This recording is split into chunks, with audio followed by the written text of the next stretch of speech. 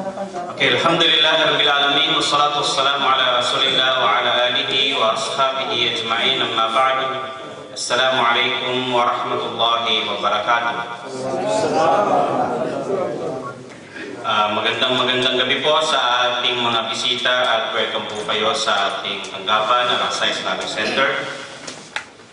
At bago po ibigay sa ating mga bisita ang mikroponong ito, sa ngalan ng Islamic Center, welcome po natin ang ating mga bisita. Sila Sheikh Yusuf Butukan, sila Omar Piñaber, saka si Sheikh Nur Abdul Majid dito sa Islamic Center. Welcome po namin kayo. Ganun pa man mga kapatid, dahil sa at yung mga kasamahan nila pala, no? Mashallah, welcome po din namin kayo. Madaya, hindi sila makit sa vlogger. So, ngayon, inshallah ta'ala, meron po tayong mga masasabi natin mga bantog na mga mangaral sa Islam. Sapagkat mga totoy pa lang kayo, kasi matanda na rin ako, nakikita natin sila at naunguna na silang nangaral sa Pilipinas, maging dito sa Saudi Arabia. At isang malaking karangalan po sa amin na makinig at mapanood ng ang ating mga kapatid na nanggaling pa sa Riyadh at nagbiyahe dito para lang magpaabot ng mensahe ng Islam. So hindi ko napapahabain pa, tinatawagan ko ang isa sa kanila na si Sheikh Yusuf Butukan. Falyatafadhal. Bismillah, alhamdulillah, wassalatu wassalamu ala rasulillah. Assalamualaikum warahmatullahi wabarakatuh. Una sa lahat, ako nagpapasalamat sa Allah subhanahu wa ta'ala dahil pinangyari niya ang araw na ito na magkatipon-tipon tayo dito sa isang bulwagan na ito upang pag-usapan na naman muli ang kanyang kaisahan. So, masyado akong natutunaw doon sa kanina. Sabi ng ating kapatid, hindi ba naman kami medyo matanda? Pero naalaala ko noon na way back 15 years ago at ngayon na naman ako nakabalik uli. So isang karangalan din na makita ko itong mga brother natin dito, lalong-lalo na yung mga bisita natin, no? So bago ako mag-uumpisa, ako ay magpapakilala ng lubusan sa inyo. Ako po ay si Brother Yusuf Butukan, katulad na sinabi niya, na taga General Santos City. Siguro naman, sa ngayong panahon ay kilalang-kilala ang aming city, no? Dahil sa aking trainee na si Pacquiao. So, alhamdulillah. At kami po ay nagtatrabaho sa Riyadh, na katulad din ninyo, OFW. Kami po ay tumutulong dito sa da'wah, sa Islamic Center, upang ipalaganap ang mensahe ng Allah subhanahu wa ta'ala. So ito ay isang magandang pagkakataon upang mapag-usapan natin ang tanging nag-iisang tunay na Diyos, no? So bago ang lahat, gusto ko muna malaman kung ilan sa atin dito ang hindi pa mga Muslim. Pakitaas lang po ang mga kanang kamay. Masya Allah. So sa makatuwid, lahat na nandito ay Muslim na. Dito na lang. Bakit hindi natin ilagay yung ating mga bisita sa harapan? No? Dito kayo, Brad, sa harapan. So para sa kaalaman ng ating mga bisita, no? Hindi kayo inaanyayahan upang gawin kayo mga Muslim, no? Ang tanging tungkulin namin bilang isang mga Muslim ay iparating ang mensahe ng Allah subhanahu wa ta'ala, no? Walang sapilitan sa pananampalataya. Katulad lamang ng sinabi ng Allah dyan sa banal na Quran, la ikraha fid din. Walang sapilitan sa pananampalataya. Bawat isa sa atin ay binigyan ng Diyos, binigyan ng Allah ng talino, no? Upang Unang-una, upang alamin natin kung sino ba ang lumikha sa atin. No? At sino ba ang dapat nating sambahin. So, kaya ko naman sinabi sa inyo ito, dahil alam na ninyo ang dahilan kung bakit naman kayo inanyayahan sa inyong mga kumpanya. Di ba? Dito sa Islamic Center, alam natin kaagad na wala tayong mapapag-usapan dito kundi tungkol sa relihiyong Islam. No? Ngayon, mga kapatid, dahil sa ang oras natin ay maikli lamang, no? Baka mamaya na ako magpapatuloy ng aking pagsasalita dahil bibigyan natin ng oras yung ating kapatid na nanggaling pa ng Pilipinas. At inshallah, sa susunod na darating na Thursday na to, siya ay babalik muli sa Pilipinas. Every 6 months, pumupunta siya dito sa Saudi Arabia at isang buwan lang siya dito. Noong nakaraang 2 weeks ago, nandoon kami sa Jizan, no? Saudi Arabia, somewhere in southern part ng kingdom. At alhamdulillah, maraming mga Pilipino ang nag-attend ng aming lecture. At katunayan, sa mahigit 700 nag-attend ng ating lecture, mahigit 70. So, anong higit ng 70? 71. 71. At least higit doon, no? Ang yumakap sa pananampalatayang Islam. Ibig sabihin, 10% doon sa tawag dito, nag-attend ang yumakap sa Islam. Pero ganun pa man, hindi ko sinasabi ito para maingganyo kayo. Katulad ng nasabi natin kanina, bawat isa sa atin ay mayroong sariling pag-iisip. Ngayon, kung ano man ang maibigay namin sa inyo dito, pag-isipan nyo mabuti. Okay? Ngunit, sa pakikinig ninyo at natatanto ninyo na ito nga ang tamang pananampalataya, huwag nating dayain ang ating mga sarili. Okay? Dahil ginagabayan tayo ng tagapaglikha natin. Merong ang kasabihan, maraming tinatawag, ngunit iilan lamang ang tumutugon sa panawagan. At yun ang mga taong tunay na ginabayan ng Allah subhanahu wa ta'ala. Katulad ng pagpunta niyo dito, ituring na natin ito na panimula or step, hakbang sa mga tawag dito, biyaya ng Allah subhanahu wa ta'ala. Sa mga gabayan ng Allah subhanahu wa ta'ala upang malaman natin ang tunay na Diyos na lumikha sa atin. Okay? Huwag tayong sumamba sa kapwa lamang natin nilikha. Kami na mga Muslim, ramdam namin ang katotohanan sa pananampalatayang ito. Kaya naman, hindi kami makasarili. Kung gusto namin ng paraiso, gugustuhin din namin para sa inyo ang paraiso. Dahil wala tayong ninanais, bawat isa sa atin, kundi paraiso. Meron ba sa atin dito na gusto ng impyerno? Wala. Di ba? Wala may gusto sa atin ng impyerno dito. Lahat tayo gusto natin ng paraiso. Ngunit, kinakailangan dyan na meron tayong mga hakbangin, mga gawain na dapat nating isagawa upang sa ganun makamit natin ang paraiso ng Allah subhanahu wa ta'ala.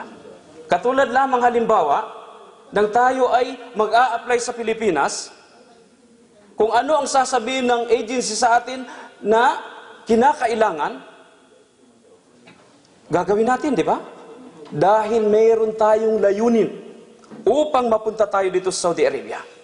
Ngunit kapag sinabi sa atin ng agency na ito ang mga kinakailangan upang makapasok ka sa Saudi Arabia at hindi mo naman ito ginawa, walang mangyayari sa ating buhay. Hindi tayo makakapunta dito. Kaya ganyan din mga kapatid, mga kababayan, ang paraiso. Kahit na impyerno, na ayaw natin, meron ding mga hakbangin, meron ding mga gawain upang mapasok ka sa impyerno. Kaya nga lang, mas madali ang mga gawaing papasok sa impyerno kaysa gawaing papasok sa paraiso. Okay? Kaya naman gusto natin ang paraiso, pero napakahirap gawin. No? So, tatawagin ko si Brother Omar Peñalver na isang Ilonggo. Wala bang Ilonggo sa inyo dito? Oh, Masya Allah. Marami pala. No? Isang Ilonggo na dati ring Kristiyano. Katunayan siya ay member ng third degree siya ng Knights of Columbus. Ano ba itong Knights of Columbus? Ito ay samahan ng mga kalalakihang Katoliko. So, malalaman din natin sa kanya kung bakit din niya iniyakap ang Islam. So, Brother Omar? Bismillahirrahmanirrahim. Alhamdulillahi Rabbil Alamin. Wassalatu wassalamu ala Rasulillah. Wa ala alihi wa sahbihi wa man tamasaka bisunatihi ila yaumiddin. Sa ngalan ng Allah ang mapagpala ang mahabagin. Ang lahat ng papuri ay sa Allah lamang, ang lumikha sa ating lahat, at siyang lumikha ng lahat ng bagay, nakikita at hindi nakikita. Naway ang kanyang kapayapaan at pagpapala ay mapasalahat ng kanyang mga sugo at propeta, at gayon din sa lahat ng taong tumatahak sa tamang landas hanggang sa araw ng paghuhukom. Sa muli mga mahal na kapatid at kababayan, bilang pandaigdigang pagbati ng mga Muslim na siyang pagbati na ginamit ng lahat ng propeta ng Panginoon, binabati namin muli kayo ng Assalamualaikum warahmatullahi wabarakatuh. Ibig sabihin, para sa mga hindi pa Muslim, dalangin ko sa Panginoon na mapasa inyo ang kanyang kapayapaan, pagpapala at habag. Una sa lahat, mga mahal na kapatid, lubos ako na nagpapasalamat sa Allah sa pagkakataon na ipinagkaloob niya at tayo ay nagkasama-sama ngayong gabi rito sa Hupuf. Dalangin ko rin sa Kanya na sana hindi lamang dito sa lupa tayo nagsasama-sama o nagkikita-kita, kundi higit sa lahat na sana hanggang sa kabilang buhay, sama-sama rin tayong lahat na inaani at tinatamasa natin ang mga biyaya na kanyang ipinangangako sa lahat ng tapat na sumusunod, sumusuko at tumatalima sa kanyang mga kautusan. So katulad ng nasabi ni Brother Yusuf, ako ang inyong kapatid, kababayan, si Omar Salcido Peñalver. Taga Iloilo ako, ngunit sa Parañaque ako may bahay ngayon, at sa kasalukuyan, isa ako sa namumuno sa ISCAG. Kung naririnig niyo ang ISCAG, meaning Islamic Studies School and Guidance, at ito ay matatagpuan sa Barangay Salitran 1, Dasmariñas, Cavite. Mayroon tayong 1.6 hectares, may 4 na gusali, tig 4 story. Pinauupahan natin sa ating mga kapatiran, iba't ibang lugar sa Pilipinas ang kanilang pinanggalingan. May mga balik Islam, may Ilocano, may Tagalog, may Bisaya, may Ilonggo, may Maranao, may Maguindanao, may Yakan, may Tausug, may Bicolano, may Tagapangasinan, may Kapampangan. Iba't ibang lugar sa Pilipinas ang pinanggalingan at doon sila naninirahan sa kasalukuyan. May eskwelahan rin tayo from preparatory hanggang 4th year high school. May clinic tayo sa compound. Lahat ng pulis ng Dasmariñas doon nagpapa-annual medical check-up. May kantin sa loob at may masjid of course. So, sa kasalukuyan, 103 families ang nakatira sa loob. Actually, may ongoing construction at marami ang gustong manirahan sa compound sapagkat sa compound, damang-dama mo ang pamumuhay ng isang Muslim. May security guard 24 hours, naririnig ang 5 beses na panawagan sa pagsasala o pagdarasal sa buong maghapon, at sa katunayan, marami sa ating mga kababayan ang pumapasok sa compound, nais nilang malaman kung ano ang tunay na mensahe ng Islam, at kapag kanilang napag-aralan, na ipaliwanag sa kanila, marami sa kanila ang hindi nag-aatubili na tanggapin ang pananampalatayang Islam. At sa katunayan, katulad ng nasabi ni Brother Yusuf, dito rin ako nagtrabaho sa Saudi Arabia. 21 years ako na nagtrabaho dito sa Saudi Arabia. I work with a German company, British company, hanggang sa nakapagtrabaho ka sa local na company, sa Abunian Group. At actually, sa pananatili ko dito sa Saudi Arabia, napakaraming mga kababayan natin ang yumayakap sa Islam from different parts of Saudi Arabia. Maraming sa ating mga kababayan ang nagmumuslim. At ngayon nasa Pilipinas ako for almost 7 years na, Iba't ibang lugar sa Pilipinas ang aming pinupuntahan, iba't ibang universities, iba't ibang kulungan, city jail, provincial jail, Iwahig Penal Colonies, iba't ibang kampo ng Army, kampo ng Air Force, headquarters ng Police, Philippine National Police Academy, iba't ibang universidad at marami sa ating mga kababayan ang yumayakap sa pananampalatayang Islam.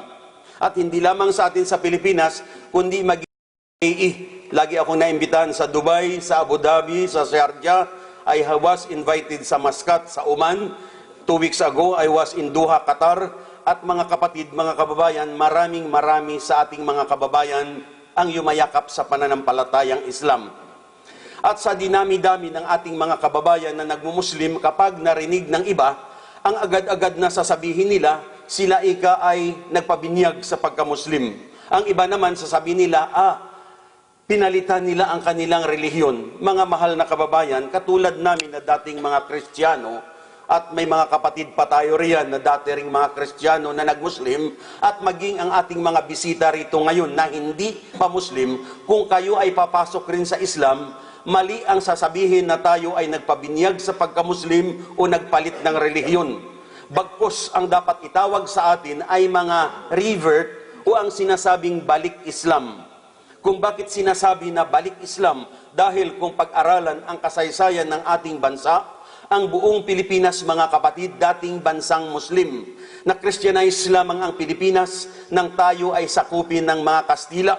Ayon sa ating kasaysayan, nang dumating ang mga Spanish colonizers o ang mga Kastila upang sakupin ng ating bansa, and to be exact, that was in 1565. Ang namuno sa kanila, si Miguel Lopez de Legazpi.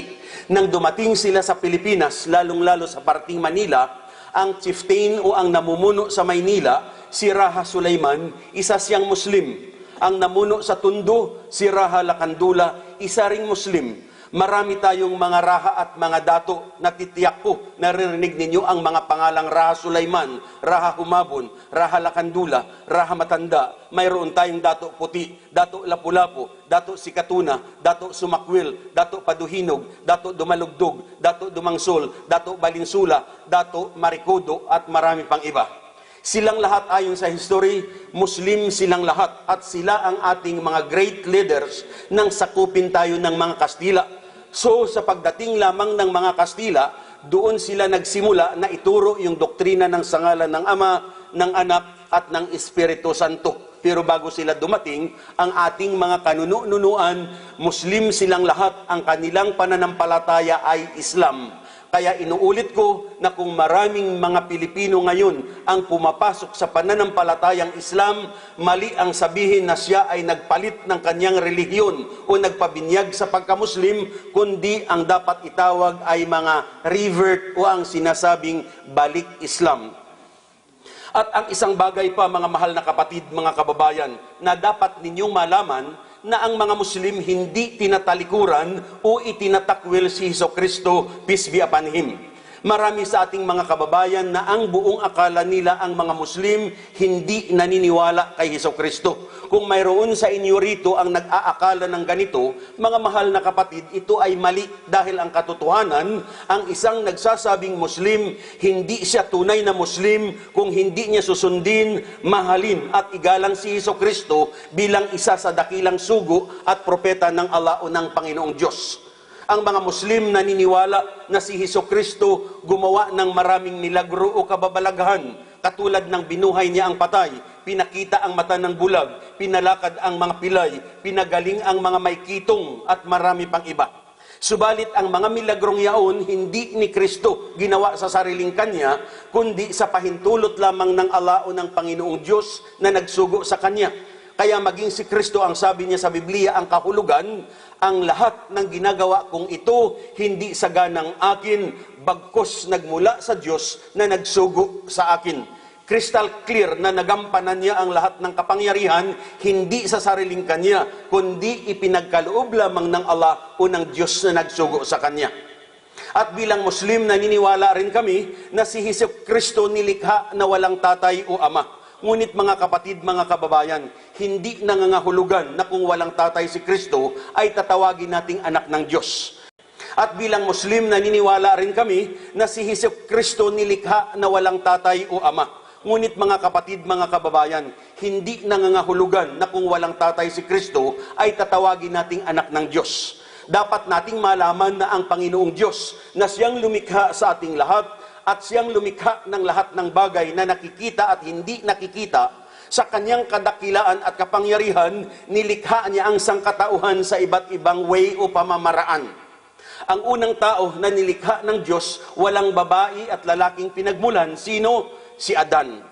Pangalawa, lumikha ang Diyos ng tao galing sa lalaki na walang babaeng pinagmulan. Sino ito? Si Iba, galing sa tadyang o sarib ni Adan. Pangatlo, lumikha ang Diyos ng tao galing sa babae at lalaki, kabaliktaran ni Adan. Galing sa babae at lalaki, tayong lahat. Pang-apat, lumikha ang Diyos ng tao galing sa babae na walang lalaking pinagmulan. Sino? Si Jesucristo, galing kay Virgin Maria, walang tatay. Hindi totoo na si Joseph Carpenter ay tatay ni Kristo. Dahil noong ako'y isang Kristiyano, ito rin ang turo at paniniwala na hindi tunay na tatay ni Kristo si Joseph the Carpenter, kundi inilagay lamang siya bilang tatay-tatayan. Kaya sa Islam, sa mga Muslim, wala tayong dapat sambahin, kundi ang tangi at ang nag-iisang Panginoong Diyos lamang, ang Diyos ni Adan, ang Diyos ni Iba, ang Diyos ni Maria, ang Diyos nating lahat-lahat, at siya yung naririnig ninyong Allah. Kaya mga mahal na kapatid, mga kababayan, kapag narinig ninyo ang Allah, huwag na huwag niyong isipin na siya ay Diyos lamang ng mga Muslim. Dahil ang katotohanan, ang Allah walang kaibahan sa tinatawag na Panginoong Diyos na tagapaglikha o ang tinatawag na God Almighty Creator.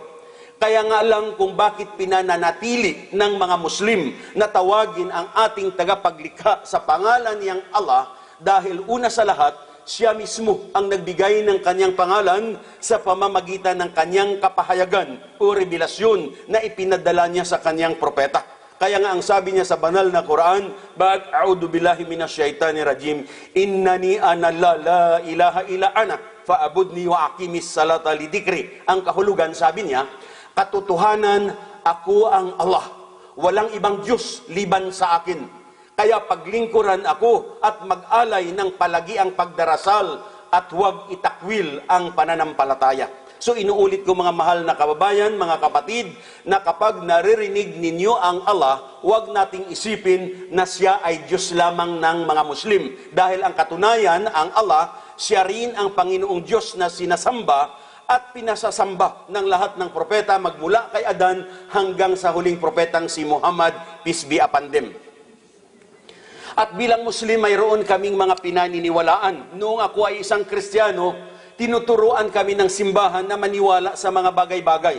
Ang Islam, mga mahal na kababayan, nagtuturo na bilang Muslim, kailangang maniwala ka ng buong katapatan sa mga bagay-bagay na ito. Kaya pakinggan nating mabuti. Unang-una, bilang Muslim, kailangang maniwala at sumamba lamang sa Allah, sa nag-iisang Diyos. At kapag sinabi na ang Diyos o ang Allah ay isa, talagang isa. Wala yung sinasabi na may Diyos Ama, may Diyos Anak, o may Diyos Espiritu Santo. When we say that Allah is one, absolutely He is one. Siya lamang ang karapat-dapat sambahin dahil siya lang ang nagbigay buhay sa ating lahat-lahat. Ang pangalawang paniniwala ng mga Muslim ay ang maniwala sa lahat ng mga anghel. Likewise, ang Christianity nagtuturo at naniniwala rin sa anghel. At ang paniniwala ng mga Muslim sa anghel, sila ay nilikha ng Allah mula sa liwanag. Ngunit tayong mga tao, nilikha tayong lahat mula sa lupa. Kaya't kung tayo'y mamamatay, ang ating pisikal na katawan na inaalagaan natin ng mabuti, ito ay magbabalik lamang sa lupa o sa alikabok. At ang turo pa sa Islam, na tayong lahat sa ating pang-araw-araw na pamumuhay, may anghel na nagbabantay sa atin. May anghel sa kanan, siya ang nagsusulat ng ating mabubuting ginawa. Sa kaliwa, siya ang nagsusulat ng ating masasamang ginawa. Ang listahan nilang ito, tinatawag na Book of Record or talaan ng gawa, na ito ang ihaharap sa atin sa darating na araw ng paghuhukom. Kung matimbang ang kabutihan na nagawa mo, pupunta ka sa paraiso. Subalit kung matimbang ang kasamaan na nagawa mo, pupunta ka sa impyerno. Lahat ng ginawa ng tao, mabuti man o masama, walang nakalalampas ang lahat isinusulat ng anghel na nagbabantay sa atin. Ang pangatlong paniniwala ng mga Muslim ay ang maniwala sa lahat ng orihinal na kapahayagan o revelasyon na ipinadala ng Allah sa kanyang mga propeta.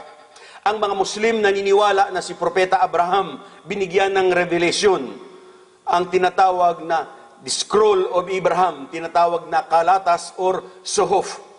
Pangalawa, naniniwala ang mga Muslim na si Propeta Moises binigyan ng revelations ang tinatawag na the Law or the Decalogue. Dika meaning 10, 10. Doon matatagpuan ang 10 utos o ang 10 commandments na tinatawag. At tinatawag rin itong Torah. Pangatlo, naniniwala ang mga Muslim na si Propeta David binigyan ng revelations o kapahayagan ang tinatawag na Salmo ni David or mga awit. Tinatawag rin itong Torah. Pang-apat, naniniwala ang mga Muslim na si Sabor. I stand to be corrected. Pang-apat, naniniwala ang mga Muslim na si Jesus Christ binigyan ng revelations ang tinatawag na Ebanghelyo ni Jesus or the Gospel o ang magandang balita. Tinatawag rin ito Injil. At panglima, naniniwala ang mga Muslim na si Propeta Muhammad binigyan ng revelations ang Quran, meaning the reading o ang babasahin. So bilang Muslim, kailangang paniwalaan ang lahat ng mga orihinal na kapahayagang yaon sapagkat iisa lamang ang pinagmulan, ang Allah o ang Panginoong Diyos na ating tagapaglikha. Ang pang-apat na paniniwala ng mga Muslim ay ang maniwala sa lahat ng mga sugo at propeta na ipinadala ng Allah o ng Panginoong Diyos. Ang mga propetang tinutukoy natin, narinig ninyo sila Noah, Abraham, Ismail, Isaac, Jacob, Moises, Solomon, Aaron, John the Baptist, Jesus Christ, Muhammad, peace be upon them. Ang paniniwala ng mga Muslim sa mga propetang yaon, pantay-pantay at walang pagtatangi-tangi. Kailangang sundin silang lahat, mahalin at igalang dahil ang mga propeta, mga piling tao sila. Binigyan sila ng Allah ng kanyang mga batas o kapahayagan upang ituro nila ito sa kanilang mga nasasakupan. Sa Islam, mga kapatid, mga kababayan, mahalagang mahalin at igalang ang mga propeta, subalit walang sasambahin sino man sa kanila. Dahil ang katotohanan, walang propeta ang nagpasamba noong kanyang kapanahunan. At ang katotohanan pa, ang lahat ng mga propeta ay Muslim. Maaring itanong ninyo kung bakit natin sinabing Muslim ang mga propeta. Dahil ang ibig sabihin ng Muslim ay ang mga nilikha ng Allah na sumusunod, sumusuko, tumatalima sa kanyang mga kautusan. Ito ang ibig sabihin ng mga Muslim, mga nilikha ng Allah o ng Diyos na sumusunod, sumusuko, tumatalima sa kanyang mga kautusan. Kaya hindi ibig sabihin na kung ang isang tao ay Arabo o kaya taga Mindanao o kaya membro ng Abu Sayyaf, ngunit kung sila ay hindi sumusunod, sumusuko, tumatalima sa batas ng Allah, nakalulungkot na tawagin silang Muslim. Siguro Muslim sila sa pangalan o Muslim sila dahil isinilang sila ng mga Muslim na magulang. But if they are not submitting, obeying, surrendering to the commandments of Allah, sad to say that they are Muslims. So, kung bakit natin sinabi na Muslim ang lahat ng propeta, dahil kung pag-aralan ang kanilang buhay, silang lahat noong kani-kanilang panahon, tuwiran silang sumunod, sumuko, tumalima sa batas ng Allah o ng nag-iisang Panginoong Diyos. Like for example, si Moises. Kung pag-aralan ang buhay at ang kasaysayan ni Moises, ang turo niya noong kanyang panahon ay kailangang sumamba lamang sa nag-iisang Diyos, sa Allah. At tuwing magdasal o manalangin si Moises, sa Allah lamang siya tumatawag at nagpapatira pa kung magdasal. Nang ipadala si Hesukristo, ang kanyang turo ay ang sumamba lamang sa nag-iisang Diyos. At tuwing manalangin si Hesukristo, sa iisang Diyos lamang siya tumatawag at nagpapatira pa rin sa lupa. Ang huling propetang si Muhammad, ang turo niya ang sumamba lamang sa nag-iisang Panginoong Diyos. At tuwing manalangin si Muhammad, nagpapatira pa sa lupa. Kaya kung makikita natin ang lahat ng Muslim sa buong sanlibutan, anuman ang kanyang lahi, anuman ang katayuan niya sa buhay o sa lipunan, babae man o lalaki, kapag nagdarasal ang lahat ng Muslim, sa iisang Allah o Diyos lamang tumatawag at nagpapatira pa sa lupa. Malinaw mga mahal na kapatid at kababayan na iisa ang turo at iisa ang pamamaraan ng pagsamba ng lahat ng propeta dahil iisang Allah o Panginoong Diyos ang nagpadala sa kanilang lahat. Kaya kung ang mga propeta ang ating sundan, tularan, pamarisan, makaaasa tayo na ang ating pagdarasal tatanggapin ng Diyos at makakamta natin ang tunay na kaligtasan sa darating na araw ng paghuhukom. Ang panglima na paniniwala ng mga Muslim ay ang maniwala sa araw ng paghuhukom. Gayon din lahat ng sikta ng iba't ibang relihiyon nagtuturo tungkol sa araw ng paghuhukom. Ang mga Muslim, mga kapatid, tunay rin ang paniniwala. At mahalaga na paniwalaan natin lahat ang araw ng paghuhukom dahil ang katotohanan, tayong lahat-lahat naman ay mamamatay. Kailangan pang maniwala dahil kung hindi tayo naniniwala, ang buhay natin sa mundong ito walang silbi o saysay. Bakit? Dahil kung mapapansin natin, marami sa tao ang gumagawa ng mabuti, subalit hindi nabibigyan ng tamang reward o gantimpala. Marami rin ang gumagawa ng masama na hindi sila naparurusahan. Araw-araw manood ka, 24 oras. TV Patrol, magbasa ka ng dyaryo o makinig ng balita sa radyo. Araw-araw maraming balita ang ating naririnig, nababasa, napapanood, na marami ang pumapatay, nagnanakaw, nangre-rape, nanghuhostage, nanghuhold up, nangingidnap. Ang mga nagkasala, maaaring nahuhuli at naididimanda. Subalit pagdating sa hukuman, ang batas na ipinaiiral ng lupa, na kung ang isang nakapatay o ang isang nang-rape ay mayaman, ma-influensya at makapangyarihan, na dapat sila hatulan ng habang buhay na pagkakulong or lethal injection dahil sa sila ay mga ma-influensya at makapangyarihan, ang kasalanan na nagawa nila nababaliwala. Ang tanong, nasaan ang tunay na katarungan? But if we believe on the day of judgment, doon lamang natin matatamo o makakamtan ang tunay na katarungan.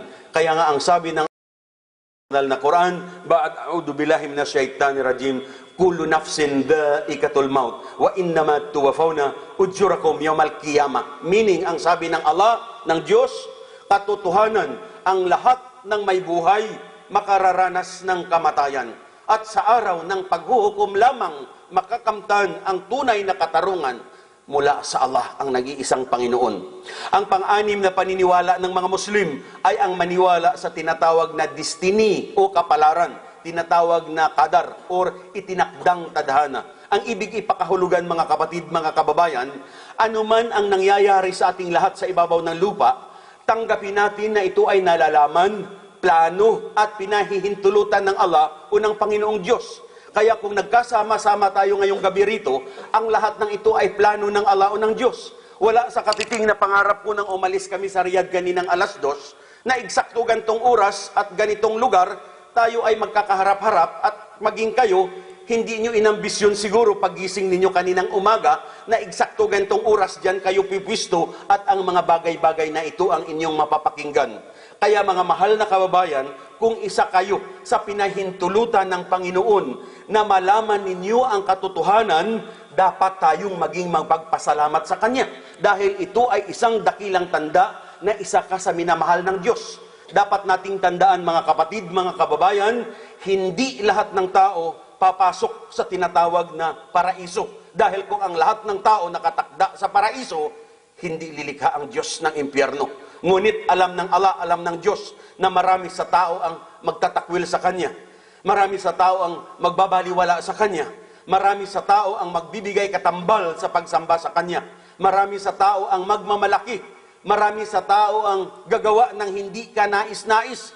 Kaya niya nilikha ang impyerno para may kasasadlakan ang mga taong mapagmalaki, ayaw tumanaw ng utang na loob sa Panginoong Diyos na nagbigay buhay sa Kanya. At sa Islam, kailangang paniwalaan din na kahit hindi natin nakikita ang Allah o ang Panginoong Diyos, ngunit tayong lahat ay nakikita niya. Maaaring nandito tayo sa bulwagang ito, ang ating pamilya at mahal sa buhay na sa iba't ibang bahagi o parte sila ng daigdig. Ngunit ang Allah, mga kapatid, mga kababayan, nakarapat dapat sambahin, nakikita niya tayong lahat sapagkat ang Allah, all-seeing, all-hearing, all-knowing, at siya ay nasa kataas-taasan nating lahat siya ang patuloy na tumutustos at nangangalaga sa atin bilang kanyang mga alipin at mga nilikha. So ito ang mga pinaniniwalaan ng mga Muslim. Unang-una, ang maniwala at sumamba ka lamang sa tunay na Diyos na nagbigay buhay sa iyo. Pangalawa, maniwala ka sa kanyang mga anghel. Pangatlo, maniwala ka sa kanyang mga kapahayagan o mga revelasyon. Pang-apat, maniwala ka sa kanyang mga sugo at propeta ng pantay-pantay. Panglima, maniwala ka sa kanyang araw ng paghuhukom. At ang pang-anim, ang maniwala ka sa iyong kapalaran o itinakdang tadhana. Maliban rito mga kapatid, mga kababayan, ang Islam ay may 5 haligi o pillars na ito ay dapat isabuhay o isagawa ng isang may tunay na takot sa Panginoong Diyos o sa Allah. Sa Islam, hindi sapat yung maniwala ka lamang sa 6. Maging sa Biblia ang sabi, faith without action is dead. Ang paniniwala na walang gawa, patay, walang silbi, walang saysay. Ganito rin sa Islam. Hindi sapat na maniwala ka lamang doon sa tinalakay natin. Kailangan ito ay may kaakibat na gawa kung nais mong makamtan ang paraiso o ang kaligtasan sa darating na araw ng paghuhukom. Ang unang pilar o haligi ng Islam, mga kapatid, mga kababayan, ay ang tinatawag na Shahadatain, panunumpa, testimony of faith o pagsaksi. Sa panunumpa, sinasabi ng mga Muslim ang meaning, ang kahulugan, sumusumpa ako na walang ibang Diyos na sasambahin, kundi ang Allah lamang ang tagapaglikha. Sumasaksi ako o naniniwala ako na si Muhammad ang huling propeta ng Allah. At sumasaksi ako o naniniwala ako na si Hesukristo, anak ni Birhen Maria, propeta ng Allah. Ang ibig ipakahulugan, dahil sa sumusumpa ka na sa iisang Diyos ka lamang sasamba at naniniwala ka na si Muhammad at si Kristo ay mga propeta, ang ibig ipakahulugan, mga kapatid, mga kababayan, na sambahin natin ang tunay na Panginoon, ang Allah, ayon sa kanyang gusto at ayon sa pamamaraan na itinuro at ginawa ng kanyang mga propeta. Kaya mga kapatid, mga kababayan, hindi tama yung sinasabi ng maraming kababayan natin. Ang sabi nila, total may relihiyon ako. Total naniniwala naman ako sa Diyos. Total, nagdarasal naman ako at gumagawa ako ng mabuti. Tama na, hindi ko na kailangan ang magpalit ng relihiyon. Ito ang kadalasan naririnig natin sa ibang tao. Pero dapat nating tandaan, mga kapatid, na ang ating relihiyon dapat na ipinamumuhay ay relihiyon na galing mismo sa Diyos at relihiyon na ipinangaral at ipinamuhay ng kanyang mga propeta. At kung may Diyos tayong sinasamba, tiyakin natin na ang ating dinadalanginan o dinadasalan, siya mismo ang nagbigay buhay sa ating lahat at siya ang lumikha ng lahat-lahat ng bagay na nakikita natin at hindi nakikita.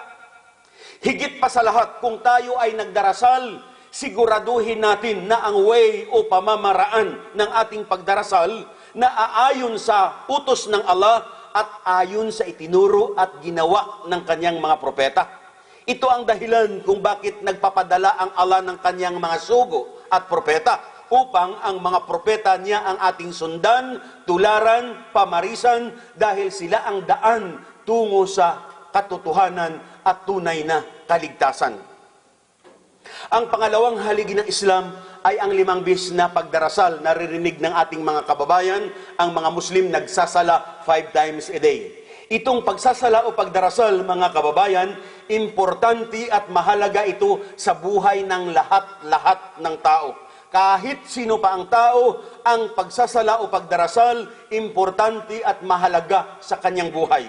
Ngunit kung tutuusin, hindi ito kailangan ng Allah o ng Diyos. Kung bakit kailangan natin ang magdasal? Dahil tayong mga tao ang may pangangailangan. Tayo ang nangangailangan ng tulong, ng habag at ng awa ng Allah o ng Panginoong Diyos. Isa-isip at isa puso natin, mga kababayan, na kung magdasal ka ng 5 beses, tinitiyak ko, hindi mo madadagdagan ng kapangyarihan ng Allah o ng Diyos. Kung ayaw mong magdasal, hindi mo mababawasan ang kanyang kadakilaan at kapangyarihan. Siya pa rin ang akbar, meaning pinakadakila, na siya ang nagbigay buhay sa ating lahat. Siya lang ang nakaalam kung kailan tayo babawian ng buhay. Kaya sa Islam, anuman ang kalagayan o katayuan ng isang tao, hanggat siya'y nabubuhay, Kapag dumating ang oras ng sala o pagdarasal, kailangan gampanan niya ito. Para ano? Para pasalamatan mo ang Diyos. Para purihin siya. Para dakilain, luwalhatiin, higit sa lahat magtanaw ka ng utang na loob sa Kanya.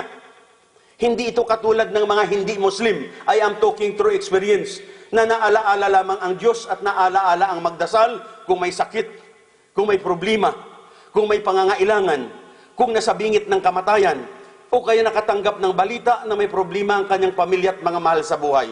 Pero sa Islam, mga kapatid, anuman ang katayuan mo hanggat nabubuhay ka, kapag dumating ang oras ng pagdarasal, kailang gampanan mo ito para magpasalamat kasi yung tagapaglikha.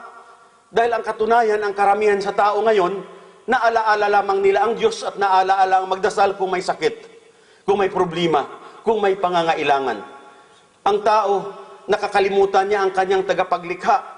Kung halimbawa, maunlad ang kanyang buhay, ang nasa sa isip niya, tinatamasaan niya ang lahat dahil sa akala niya matalino siya, magaling siya, mahusay siya. Ito ang naglalaro sa isip niya.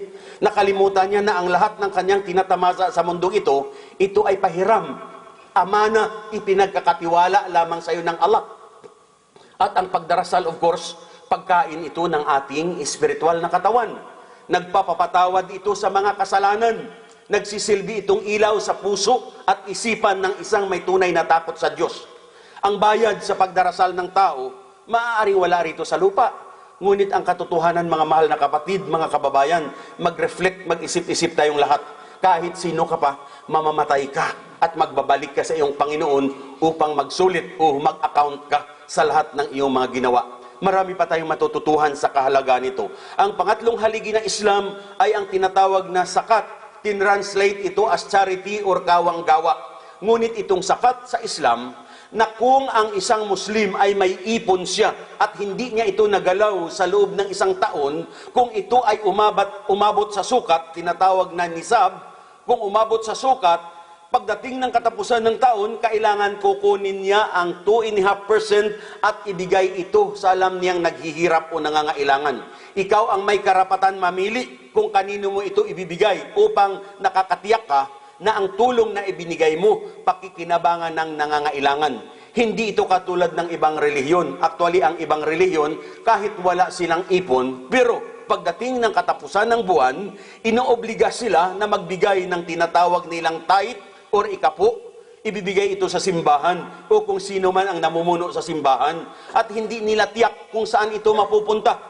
Ngunit sa Islam, ikaw ang may karapatan mamili upang sa gayon ang tulong na ibinigay mo, pakikinabangan ng naghihirap o nangangailangan. Ngunit kung wala kang ipon, I repeat, you are not obliged or required. Ang pang-apat na haligi ng Islam, naririnig ninyo ang pag-aayuno o ang pagfa-fasting sa buwan ng Ramadan. Mga kababayan, mga kapatid, itong pag-aayuno na isinasagawa ng mga Muslim tuwing buwan ng Ramadan, hindi ito bagong utos ng Allah o ng Panginoong Diyos. Dahil kung papaano niya ito inutos sa mga naunang propeta at sa kanilang mga tagasunod, ito rin ang pag-aayuno na isinasagawa ng lahat ng Muslim sa buong sanlibutan. Kaya nga ang sabi ng Allah sa banal na Quran, ang malapit na kahulugan, o kayong mga mananampalataya. Ang pag-aayuno ipinatutupad sa inyo tulad din ng pagpapatupad sa mga nauna sa inyo upang kayo ay magkaroon ng takot sa inyong Panginoon. So sa pag-aayuno, dito ipinakikita o ipinadadama ang pagkakapantay-pantay ng lahat.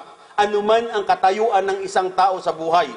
Maaaring siya ang hari, ang presidente, ang governor, senador, congressman, doktor, lawyer, tagawali sa kalye.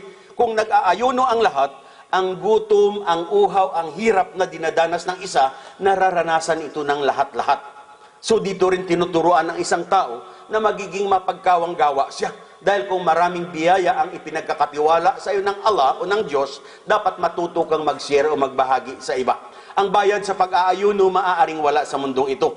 Ngunit ang katotohanan, magwawakas tayong lahat at babalik tayo sa Allah upang tayo ay magsulit sa ating mga ginawa. Marami pa tayong matututuhan. Ang panglima na haligi ng Islam, kung naririnig ninyo ang mga Muslim nagha-Hajj o nagpipilgrimage once in their lifetime. Itong Hajj, inoobliga ang lahat ng Muslim sa buong sanlibutan na isagawa nila ito at least isang beses sa kanyang buong buhay. Pero ito ay may mga kondisyon.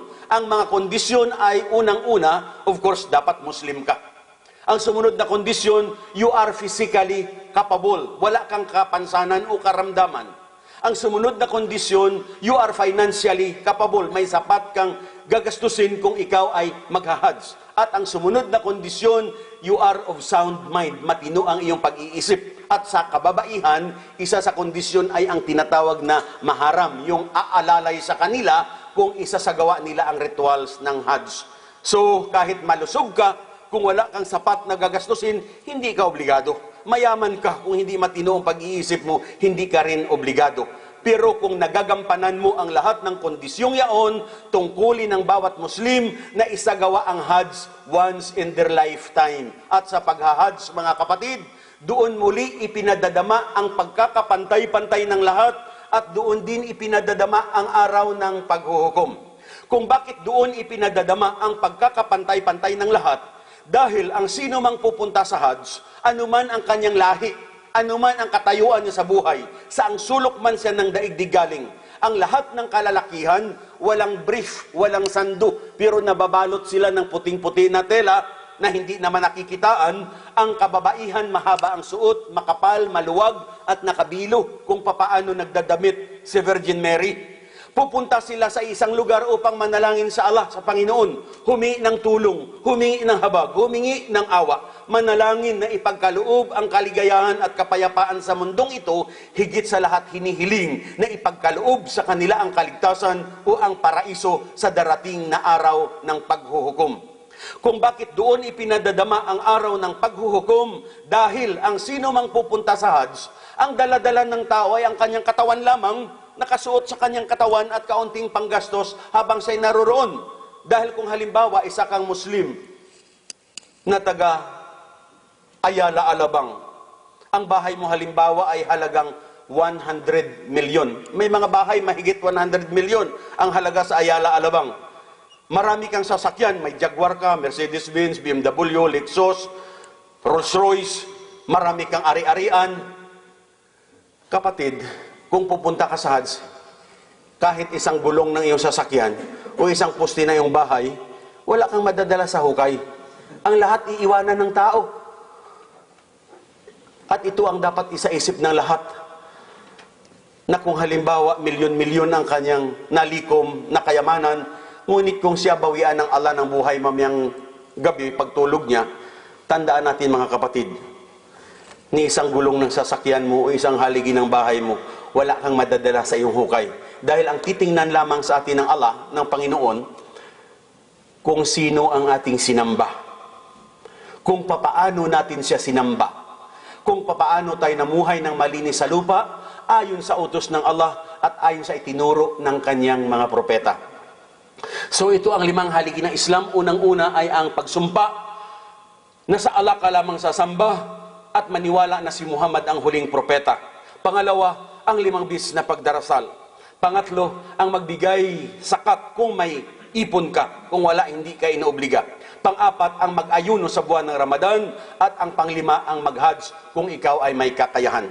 Mga mahal na kapatid at mga kababayan, sa Islam, walang masama na magsumikap tayong lahat upang tayo ay umunlad sa mundong ito. Walang masama. Pero dapat ang pagpapaunlad gawin ng tao sa legal at sa malinis na pamamaraan.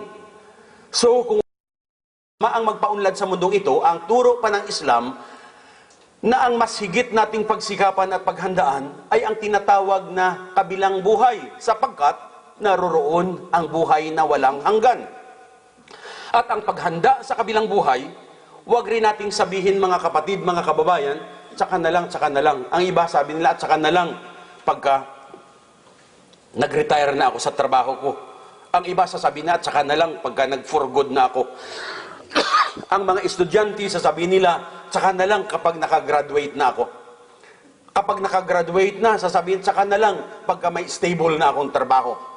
Pagka maayos na ang trabaho, ang iba sasabihin nila, tsaka na lang kapag senior citizen na ako. Gaano ka kasiguro na aabutin ka ng senior citizen? Dahil ang sabi ng Allah sa banal na Quran, Ba'ad a'udhu billahi minasyaitanir rajim, wa ma tadri nafsun mada taksibu gada, wa ma tadri nafsun bi ayyi ardin tamut. Meaning, ang sabi ng Allah, walang sino sa inyo ang nakaalam kung ano ang mangyayari sa inyo bukas. At walang sino sa inyo ang nakaalam kung saang puok o lugar kayo mamamatay. Innallaha alimun kabir. Ang Allah lang ang nakaalam ng lahat-lahat ng bagay. Bago ako umalis sa Pilipinas, katatapos lamang ng bagyong Sindong na ang maraming nabiktima, taga Cagayan de Oro, taga Iligan. So kung nalaman ninyo, mahigit 1,500 ang namatay. At noong nakaraang buwan, may isang cargo plane na bumagsak sa Parañaque. Actually, sa multinational village ako nakatira sa Parañaque, pader lang ang pagitan na binagsakan. Kung alam lamang ng mga biktima ng bagyong Sindong na sila ay sasagasaan ng malalaking troso, siguro 1 month pa lang bago dumating ang bagyo, maaaring si-alisa na sila. At kung nabalitaan nyo noong nakaraang taon, na 8 Chinese ang pinatay sa loob ng tourist bus doon sa Quirino Grandstand, sa Lunita. Kung alam lamang ng mga Chinese na sila ay pagpapatayin, siguro bago umalis sa Hong Kong, pwede mong sabihin na, oh ito, 5 million, 5 million, 5 million. Punta ka sa Pilipinas bukas, mag-tour ka, kailang papatayin ka pagdating sa Lunita.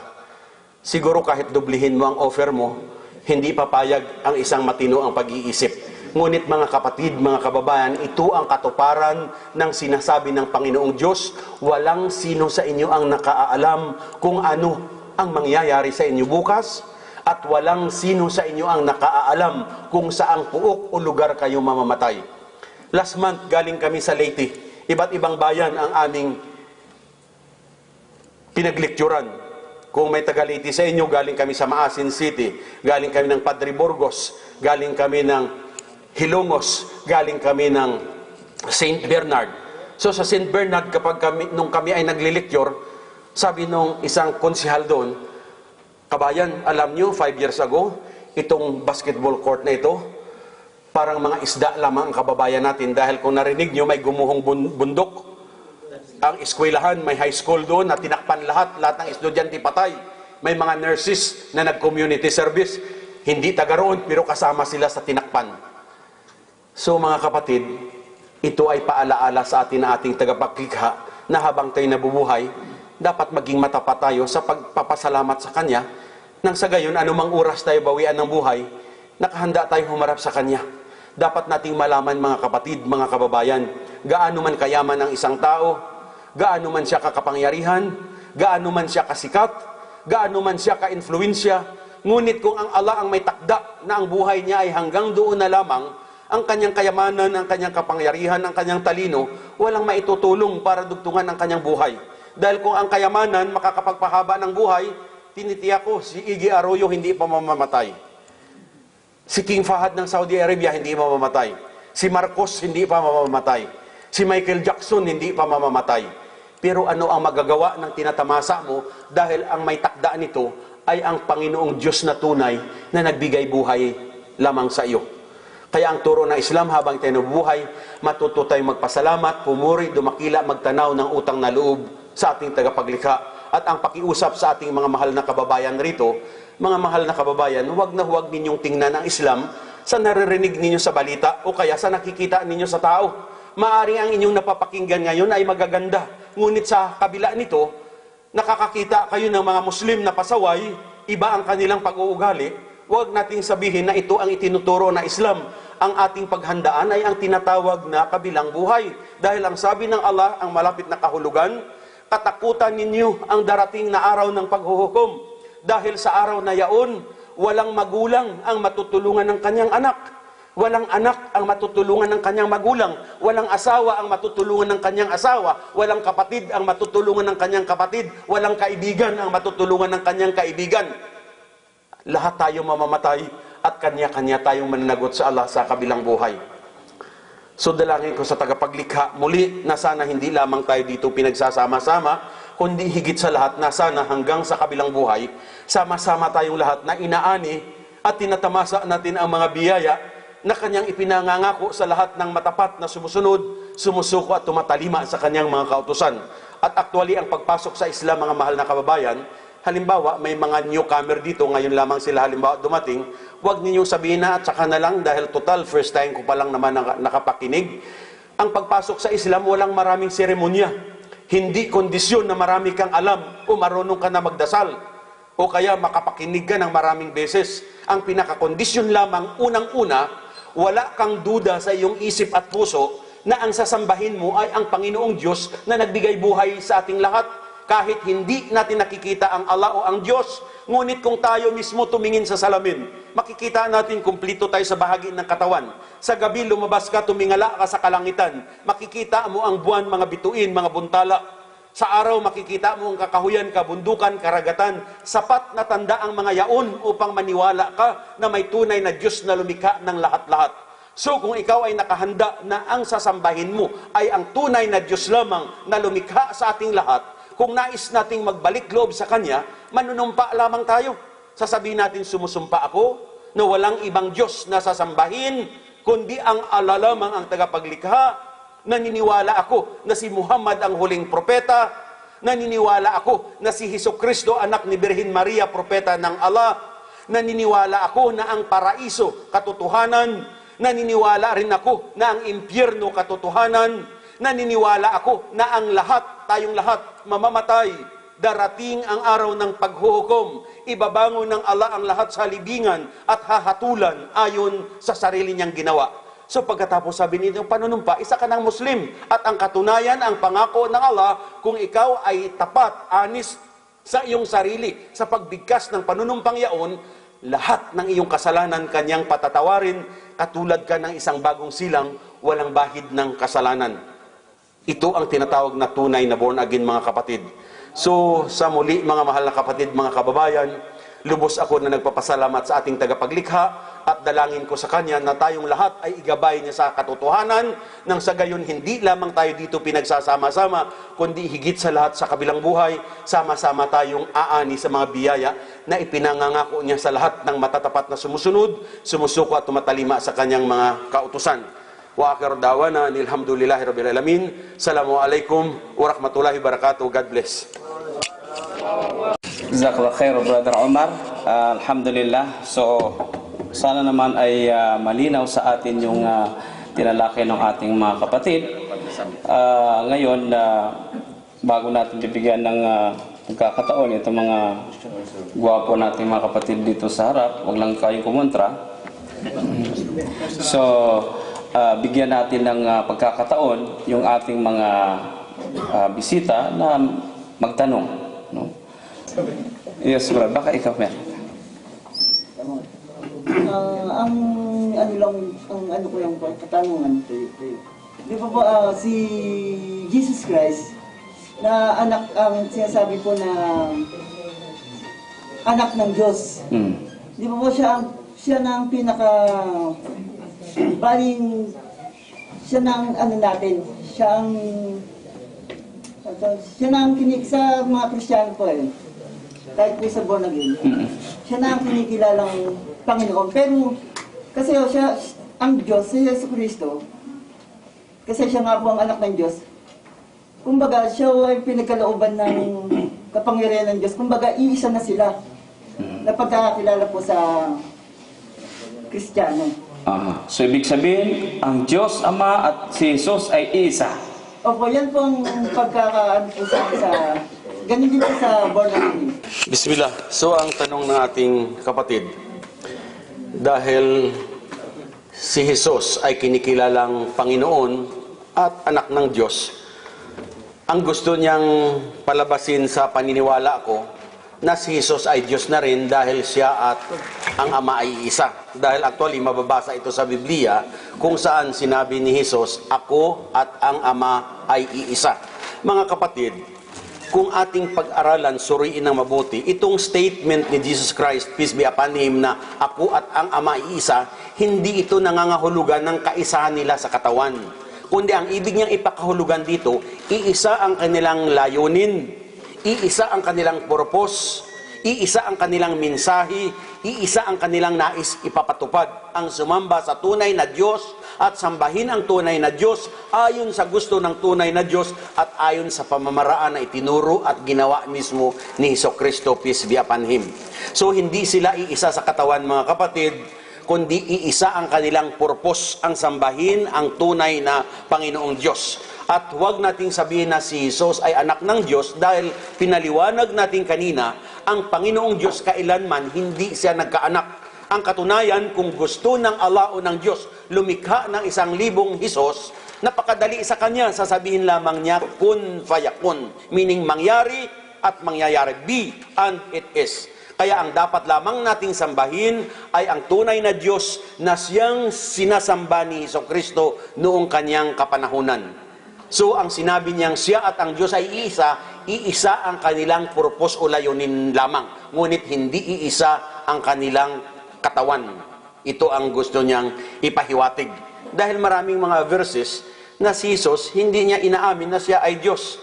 At siya ay tinatawag na anak ng Diyos lamang sa metaphorical o allegorical na pakahulugan. Hindi physical na anak ng Diyos.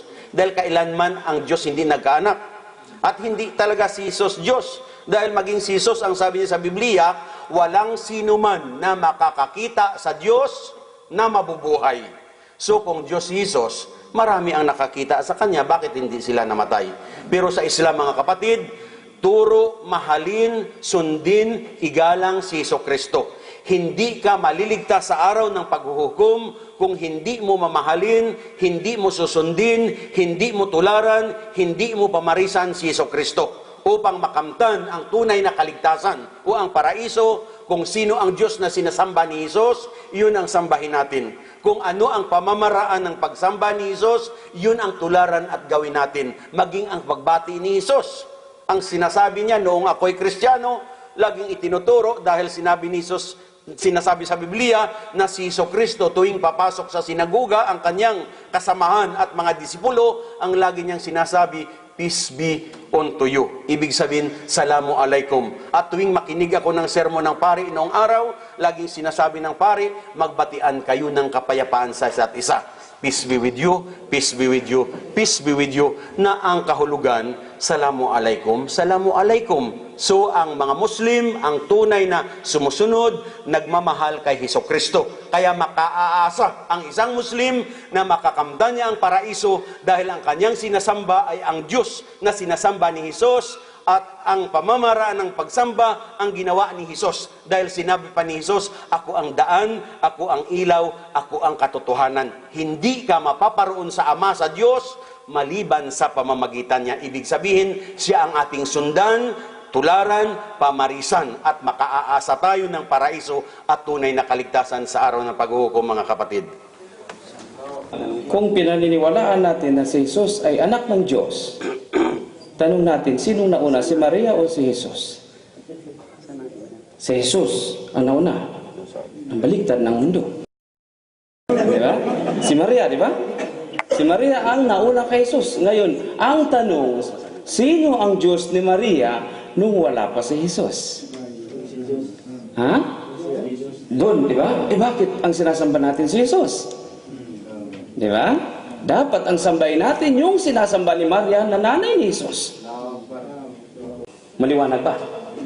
Dahil kung hindi maliwanag sa inyo, hindi kami nagpapaliwanag sa inyo.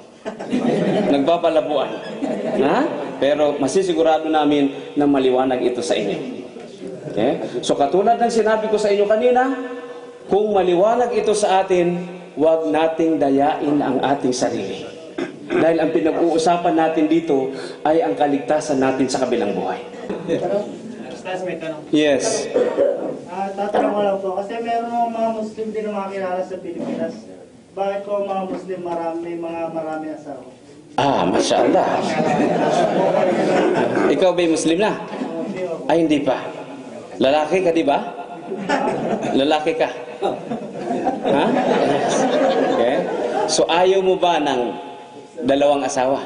Ano lang po ako yung kasi sa Kristiyano, isa lang. Diba sa Muslim po? Okay. Dahil dyan, tawagin natin ang expert sa pag-asawa. Brother, no? Halika rito. Sino? Sino? Sige, dito na lang daw. Ayaw niya sa mag-asawa. Hindi expert. Actually, mga kapatid, laging number one na katanungan ito. Pangalawa, bakit ang mga Muslim nag-aasawa ng marami? Itong pag-aasawa ng mga Muslim na lalaki ng higit sa isa, ito ay pahintulot lamang sa tagapaglikha. Hindi ito utos, kundi pahintulot. Iba ang utos kaysa sa pahintulot. Dahil kapag sinabing utos, para bagang hindi ka tunay na Muslim kung isa lang asawa mo.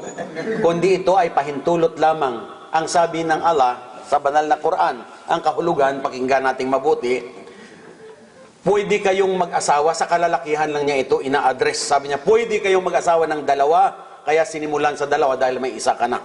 So, pwede kayong mag-asawa ng dalawa, 3 hanggang 4. Ngunit kung kayo ay nangangamba o natatakot na hindi ninyo sila mabigyan ng hustisya o katarungan, mag-asawa kayo ng isa lamang. Ito ang sabi niya. So, kung bakit pinahintulutan ng tagapaglikha natin na pwedeng mag-asawa ng higit sa isa ang kalalakihan, siya ang lumikha sa ating lahat. Siya ang nakaalam ng lahat ng ating kahihinatnan, kasalukuyan. Kahit saang bansa tayo pumunta ngayon, mga kapatid, higit na marami ang populasyon ng kababaihan kaysa kalalakihan. Sa atin lamang sa Pilipinas, ayon sa latest census, 9 ang babae, 1 ang lalaki. So dahil hindi pinahihintulutan ng ating civil code ang pag-aasawa ng higit sa isa, katotohanan marami sa kababaihan ang gumagawa ng immoralidad. Marami sa kababaihan ang single mother. Maraming babae ang nangangailangan ng balikat na masasandalan dahil ito ay hindi pinahihintulutan ng ating batas, kaya rampant ang immorality sa buong Pilipinas at kahit saang bansa. At huwag nating isipin na kung mag-aasawa ng higit sa isa ang kalalakihan na Muslim ay nagkakasala ng adultery o pangangalunya. Dahil ito ang sinasabi ng ating mga kababayan, mga Muslim, mga adulteros yan. Ano ba ang ibig sabihin ng adultery? Sa legal parlance, nag-aral ako ng pagkaabogasiya, hindi natapos. Ang sabi sa legal parlance, sa legal parlance, ang ibig sabihin ng adultery o pangangalunya, yung makipagtali ka sa hindi mo legal na asawa, to have a sexual relation outside of marriage. Ito ang ibig sabihin. Pero sa Islam, kung ang Muslim na lalaki mag-asawa ng higit sa isa, kung may una na siyang asawa at gusto niya mag-asawa ng pangalawa, mga kapatid, mga kababayan, hindi po pwede yung tatabihan na lamang niya yung pangalawa na hindi niya pinakakasalan. Kailangan pakasalan mo muna. At ang kasal na gagawin, legal ito sa mata ng Diyos at legal sa batas ng Islam. Kaya walang adultery, walang pangangalunya. At kung dalawa ang asawa ng Muslim, dahil pareho niyang pinakasalan, silang dalawa ay legal and legitimate wives na asawa niya. Kung may anak siya sa una at pangalawang asawa, lahat ng anak niya legitimate and legal children. Kung mamatay siya at may naiwan ng kayamanan, ang lahat ng anak niya sa una o pangalawa o pangatlong asawa, they have the equal rights as far as inheritance is concerned. Tungkol sa mana, pantay-pantay, alam kung paano parti-partihin. Pero sa hindi Muslim, ang lalaki by nature, kaya nga sabi ni Brother Yusuf, lalaki ka ba? Dahil nature ng lalaki, na polygamous, hindi makontento sa isang babae. Sa atin, bawal ang pag-aasawa ng higit sa isa, pero ang totoo, marami ang kilala kong Kristiyanong lalaki na mas marami ang babae niya kaysa sa mga Muslim. Kaya kung may pangalawang babae, may nagugustuhan siyang babae, nakakaawa yung babae dahil tatawagin siyang querida, kabit, mistress. At kung may anak siya doon sa querida niya, nakakaawa ang bata, tatawagin ang bata na bastardo, illegitimate, illegal child, putok sa buho. Ito ang tinatawag, ina-address. Kung mamatay siya at may naiwang ari-arian, walang mamanahin yung anak niyang bastardo. Kung mayroon man, katakot-takot munang dimandahan. Pero sa Islam, mga kapatid, alam na kung paano parti-partihin. At ang pagpahihintulot ng Allah na pwedeng mag-asawa na higit sa isa, ito ay solusyon sa social problem na kinaharap ng sangkatauhan sa buong sanlibutan. Pero kapatid, kung mag-aasawa ang Muslim, dapat suriin niya muna ng mabuti. Kung kaya niya, dahil ang sabi ng Allah, pwede ka mag-asawa ng 2, 3 hanggang 4. Ngunit kung ikaw ay natatakot na hindi mo sila mabigyan ng katarungan, mag-asawa ka ng 1 lamang. At ang pag-aasawa sa Islam, ito ay kalahati ng pananampalataya. Ito ay paglingkod mo sa Panginoon, may reward ka kung ikaw ay mag-aasawa. At sa Islam, kung mag-aasawa ang isang lalaki ng pangalawa, tinuturuan na dapat ang mapangasawa niya yung talagang nangangailangan ng suporta, kalinga. Hindi yung pakakasalan mo o gusto mo siyang mapangasawa dahil sa bata, dahil sa sexy, o dahil sa mayaman. Ito ay mga secondaries, pero ang unang-una, dapat siya ay tunay na mananampalataya at susuportahan mo siya dahil ito ay kabahagi ng iyong pagsamba sa tagapaglikha.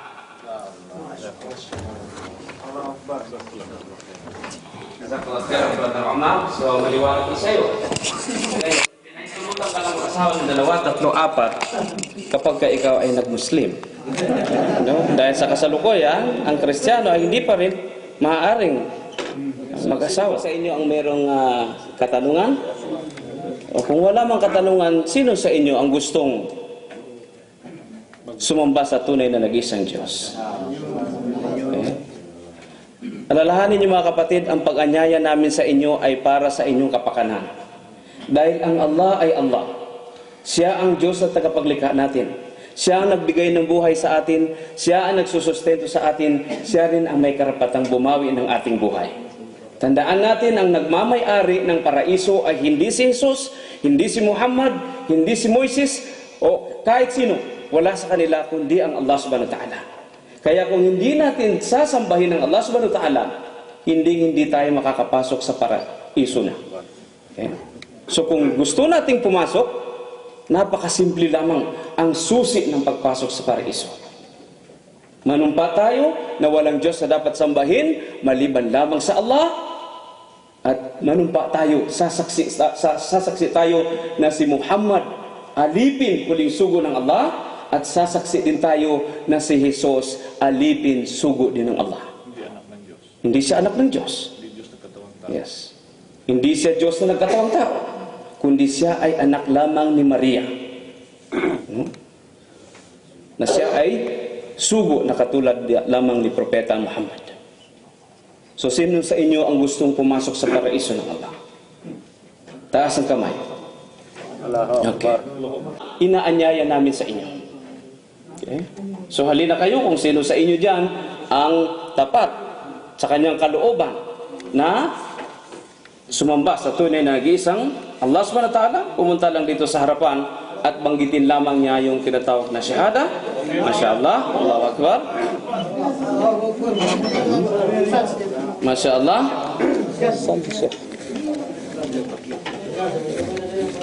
Fadal ya Syekh. Dito ako mag-aasawa.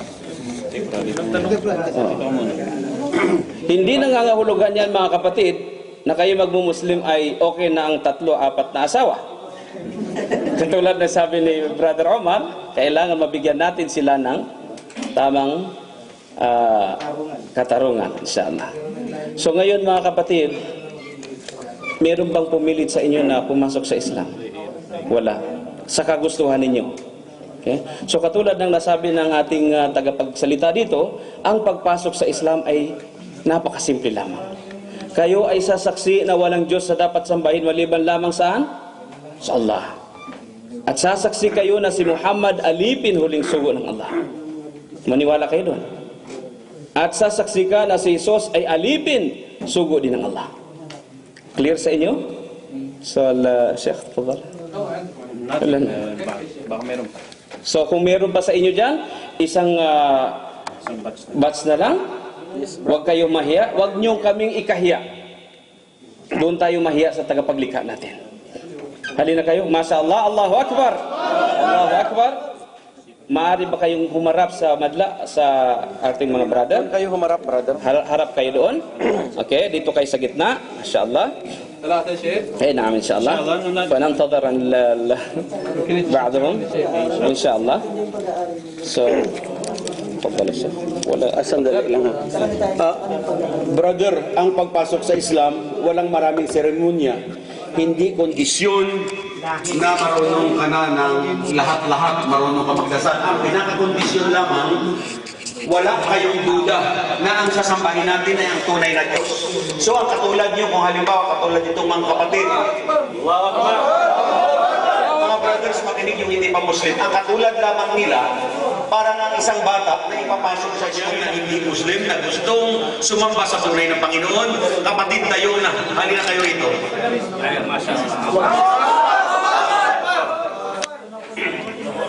So, dito na po tayo. Baka mayroon pa dyan, mga brothers, mga mahal na kababayan. Baka mayroon sa inyong nag-aalinlangan o gustong ipaalam mo na sa pamilya. Mga kapatid, no, okay lang, sandali, masalda. Nung nag-lecture ako sa Dubai, 4,000 mahigit lang nakakinig. Pero ang nag-impress naman 125. Pero ang kauna-unahan na tumayo ang kababayan natin. Sabi niya, gusto ko mag-Muslim. Kaya lang, sabi niya, dahil maganda ang turo ng Islam, gusto ko mag-Muslim. Pero sabi niya, gusto ko munang magpaalam sa misis ko. Sa mga anak niya, gusto magpaalam. So, kung ano yung natutunan kay Abdul Majid, iyon ang aking sinabi sa kanya. Sabi ko, kababayan, kung mahal mo ang sarili mo at mahal mo ang iyong pamilya, tanggapin mo ang Islam.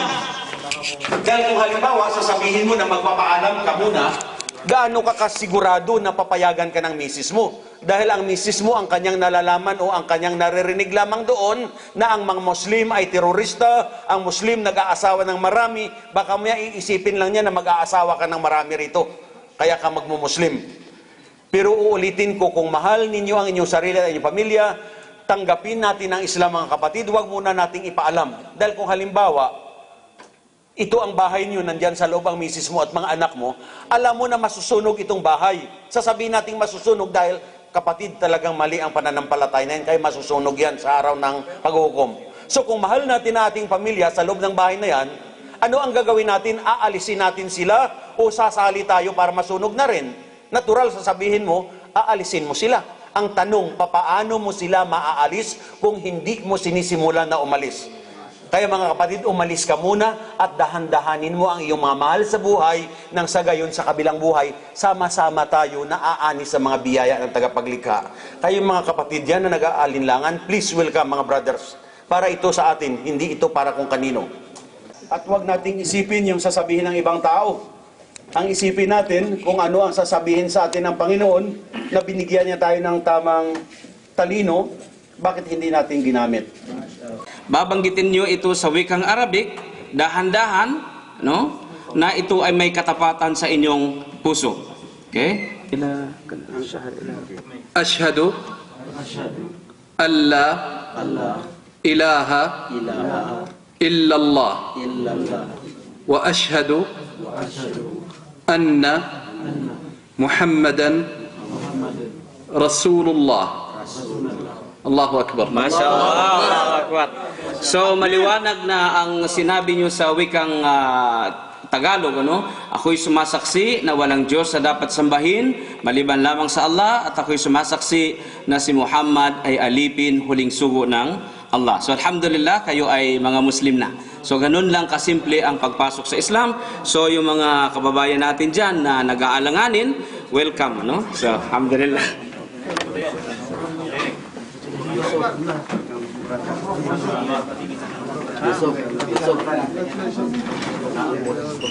Regalo niyo sa buhay niyo. Hindi pa nabuksan. Hindi pa nabuksan. Sama-sama. Halika na. Ano siya dapat sambahin maliban sa Allah? Ano po sa akin? Medyo meron pa akong Ano bang religion sa atin? Katoliko. Katolik. Alhamdulillahi Rabbil Alamin. Wassalatu wassalamu ala asrafil anbiya'i wal mursalin wa ala alihi wa ashabi ajmain. Assalamualaikum warahmatullahi wabarakatuh. Sa atin naman mga panauhin na hindi pa mga Muslim, magandang gabi sa inyong lahat. Alhamdulillah, pinaubaya ko na sa mga kasamahan ang pagsasalita, pero hiningan tayo ng kaunting payo lang sa atin mga panahon na hindi pa mga Muslim. Alhamdulillah, doon sa 5 na yumakap sa Islam, mga brothers, hindi kayo nagkamali ng inyong pasya. Hindi kayo nagkamali. Halos sa karamihan sa amin dito ay mga hindi dating Muslim. Ako ay Bicolano, Masbateño. May taga Masbate ba dito? Tiyak wala na mga kanin sa layo ng Masbate. Okay. Kung tutusin, ang parting Masbate ay nasa Visayas na kami. Kaya lang kami naging Luzon dahil nasakop ang Masbate ng Bicol Region. So Region 5, kaya naging Luzon kami. Bilang payo lang doon sa mga kababayan natin na nagdadalawang isip na tanggapin ang Islam. Mga kababayan, batid natin lahat na ang buhay natin ay hindi ito binigay ng Diyos. Hindi ibinigay ang buhay natin. Ipinahiram lang. Dahil kung ang buhay natin ay ibinigay na, hindi niya na pwedeng kunin. At ang buhay natin hindi rin pinagbibili. Dahil kung pinagbibili ang buhay natin, pwede natin hulug-hulugan ito. Makakakuha tayo ng 5 buhay. OFW tayo, pwedeng hulugan yan, parang bahay. Pero hindi yan pinagbibili, hindi yan ibinigay, ipinapahiram lang.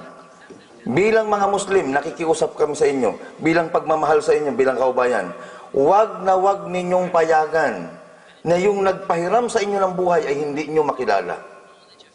Wag. Dahil yan ang napakalaking pagkukulang natin. Sino man sa inyo dito ang bigyan bukas ng inyong kumpanya ng tig-iisang cellphone, halimbawa yung Samsung S4 na S2, maniwala kayo, baka yung amo nyo, mayakap nyo. After 10 years, makita mo yung amo mo nagbigay, wasak na yung cellphone mo, mayayakap mo pa rin, salamat sa cellphone na binigay mo. Tumayo na ba tayo sa salamin? At pinagmasdan ng ating mga sarili? At naitanong ba natin kung sino ang nagpahiram nito para mayakap ko naman? Kabayan, huwag natin itong sayangin. Kung tutuusin, bibilangin natin ang biyaya na ipinagkaloob niya, hindi natin kayang bilangin. Ano ang kapalit? Sambahin lang natin siya. Yun lang. Allahu Akbar. Kabayan, ulitin ko, wag na wag niyong payagan na hindi niyo makilala ang nagpahiram ng buhay natin. Bakit? Dahil pag hindi natin siya nakilala, paano ka nakasiguro na bigyan ka ng paraiso? Sa atin na lamang bilang mga magulang. Tingnan na lamang natin halimbawa ang ating anak. Sino ang naghirap bago maging ganap na tao ang ating anak? Kayong magulang. Lalong-lalo na ang nanay. Dinala sa sinapupunan, isinilang, pinalaki, inarugaan, pinag-aral, binihisan. Ngayon may trabaho na, iba nang kilala ng magulang, baka masakal mo ang liig niyan. Paano na ang ating tagapaglikha? Huwag natin itong kalimutan. Kung mayroon man sa inyo dito na hindi Muslim at itatanong nyo, brother no, paano ba? Ano bang aral ng Islam para makapasok kayo sa paraiso? Simpleng tanong, pero akala mo madaling sagutin? Ano ang aral ng Islam para kayo makapasok sa paraiso? Simple lang. Ang sagot ko lang, hingiin mo sa may-ari. Halimbawa ako, gusto ko nyo pumasok sa bahay nyo. Kanina ako magpaalam? Sa'yo o sa kapitbahay mo? Kanino? Sa may-ari ng bahay. Dahil kahit magmakaawa ako, magpaalam doon sa kapitbahay mo, kahit maawa siya sa akin, hindi niya ako pwede mapapasok. Bakit? Wala siyang susi doon, hindi niya bahay yun. Pangalawa, trespassing siya. Hindi kanya papasukin niya ako? Para makapasok tayo sa bahay na gusto mong pasukan, magpaalam ka sa may-ari. Kaya kung gusto rin natin pasukan ang paraiso, hingiin natin sa may-ari. Sinong may-ari? Huwag natin hingiin kay Jesus. Dahil kahit magmakaawa ka kay Jesus, nakapasok ka sa paraiso, kahit maawa pa sa iyo si Jesus, sasabihin sa iyo ni Jesus, pasensya na, awang-awa na ako sa iyo, pero hindi ko may pagkaloob sa iyo yan. Bakit? Hindi akin yan. Pangalawa, kailangan ko rin yan. Kaya sa mga kaubayan natin nandyan pa, nagdadalawang isip, huwag na mo dalawang isip. Isang isip na lang. Ang sabi ng marami tayong mga kaubayan, paalam muna ako sa misis ko. bago ko tanggapin ang Islam. May pinaliwanagan ako niyan. Kabayan, ano? Pagkatapos mag-usap, sabi ko, kabayan, ano? Kumusta ang pakikinig mo? Sabi sa akin, maliwanag na. Sabi ko, gusto kong linawin kabayan, kasi dalawa lang klase ang maliwanag. Maliwanag ba na tama o maliwanag na mali? Yung paliwanag ni Brother Omar, maliwanag o hindi? Maliwanag. Maliwanag na tama o maliwanag na mali? Kung maliwanag na tama, kailan nyo kukunin ang tama? Pag-isipan. Yan ang madalas marinig. Pag-isipan. Sandali. Saan ka ngayong kabilang ng religion? Nung pinabinyagan ka ng magulang mo sa Katoliko, may isip ka ba nun? Nakapagreklamo ka ba sa magulang mo? Na ayaw ko mo munang magpabinyag ngayon, di wala pa akong isip. At nung nagkamalay ka, pinuntahan mo ba ang nanay, tatay mo na, Nay, ba't niyo ako pinabinyagan na wala pa akong isip? Di man ako nakapag-isip. Tapos ngayon, maliwanag, napakinggan mo ang katotohanan, may isip ka, nasa tama kang gulang. Tapos mag-iisip pa rin, ibig sabihin, di mo naunawaan.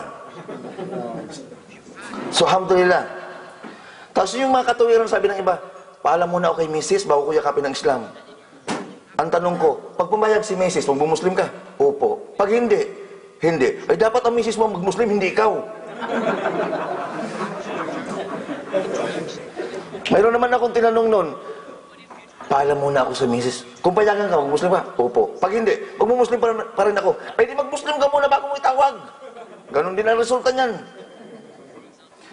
So, alhamdulillah sa mga kaubayan uli na nagdadalawang isip. No, wag na. Marami dito, hindi lang dito sa inyong lugar, maniwala kayo. Mayroon kayong hinahanap na pananampalataya. Ito yun. Pag hindi nyo narating pang Islam, iikot at iikot kayo, maghahanap pa rin kayo. So, alhamdulillah, pagkakataon ito, tulad ng binanggit ni Brother Yusuf Butukan kanina, isa na itong paraan na mahal ka ng Allah. Dahil may talata sa banal na Quran, ang kalugan sa Tagalog, sabi ng Allah, kapag mahal ko ang aking nilikha, ako mismo ang maggagawa ng paraan para makarating sa kanyang katotohanan. Sino nagplano na mag-usap-usap tayo ngayon? Isa ito sa paraan. Mahal ka ng Allah. Kaya huwag mo itong palagpasin. Maraming salamat. At muli, magandang gabi sa inyong lahat. Assalamualaikum warahmatullahi wabarakatuh. Tawagin ko si Brother Abdul Majid Dima Isif upang bigyan sila ng isip, inshallah.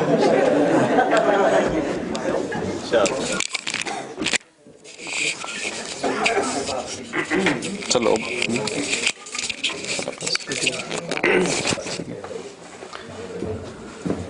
Assalamualaikum warahmatullahi wabarakatuh.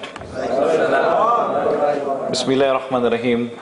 Alhamdulillah wassalatu wassalamu ala Rasulullah wa ala alihi wa ashabi ajma'in wa ba'd. Napakarami po nating naririnig o napakinggan sa gabing ito. Napakalinaw ng mga paliwanag ng ating mga kapatid. Siguro naman kung ako siguro ang hindi pa Muslim na nakaupo dyan, I don't think na mapigil kong sarili ko na yumakap sa Islam. Napakaliwanag ang aral ng Islam na kahit maliit na bata ay kanyang maunawaan. Hindi mo kailangan mag-aral ng marami o magkaroon ng maraming kaalaman bago mo maintindihan kung ano ang pinakabuod na aral ng Islam. Simpleng-simple lang. Kung sino ang nagbigay sa atin ng buhay, doon lang tayo sasamba. Kung sino ang may-ari ng paraiso, doon tayo magpaalam para makabalik tayo o makapasok tayo roon. Ang buhay natin sa mundong ibabaw ay pansamantala lamang. Lagi natin sinasabi yan. Everybody, everyone.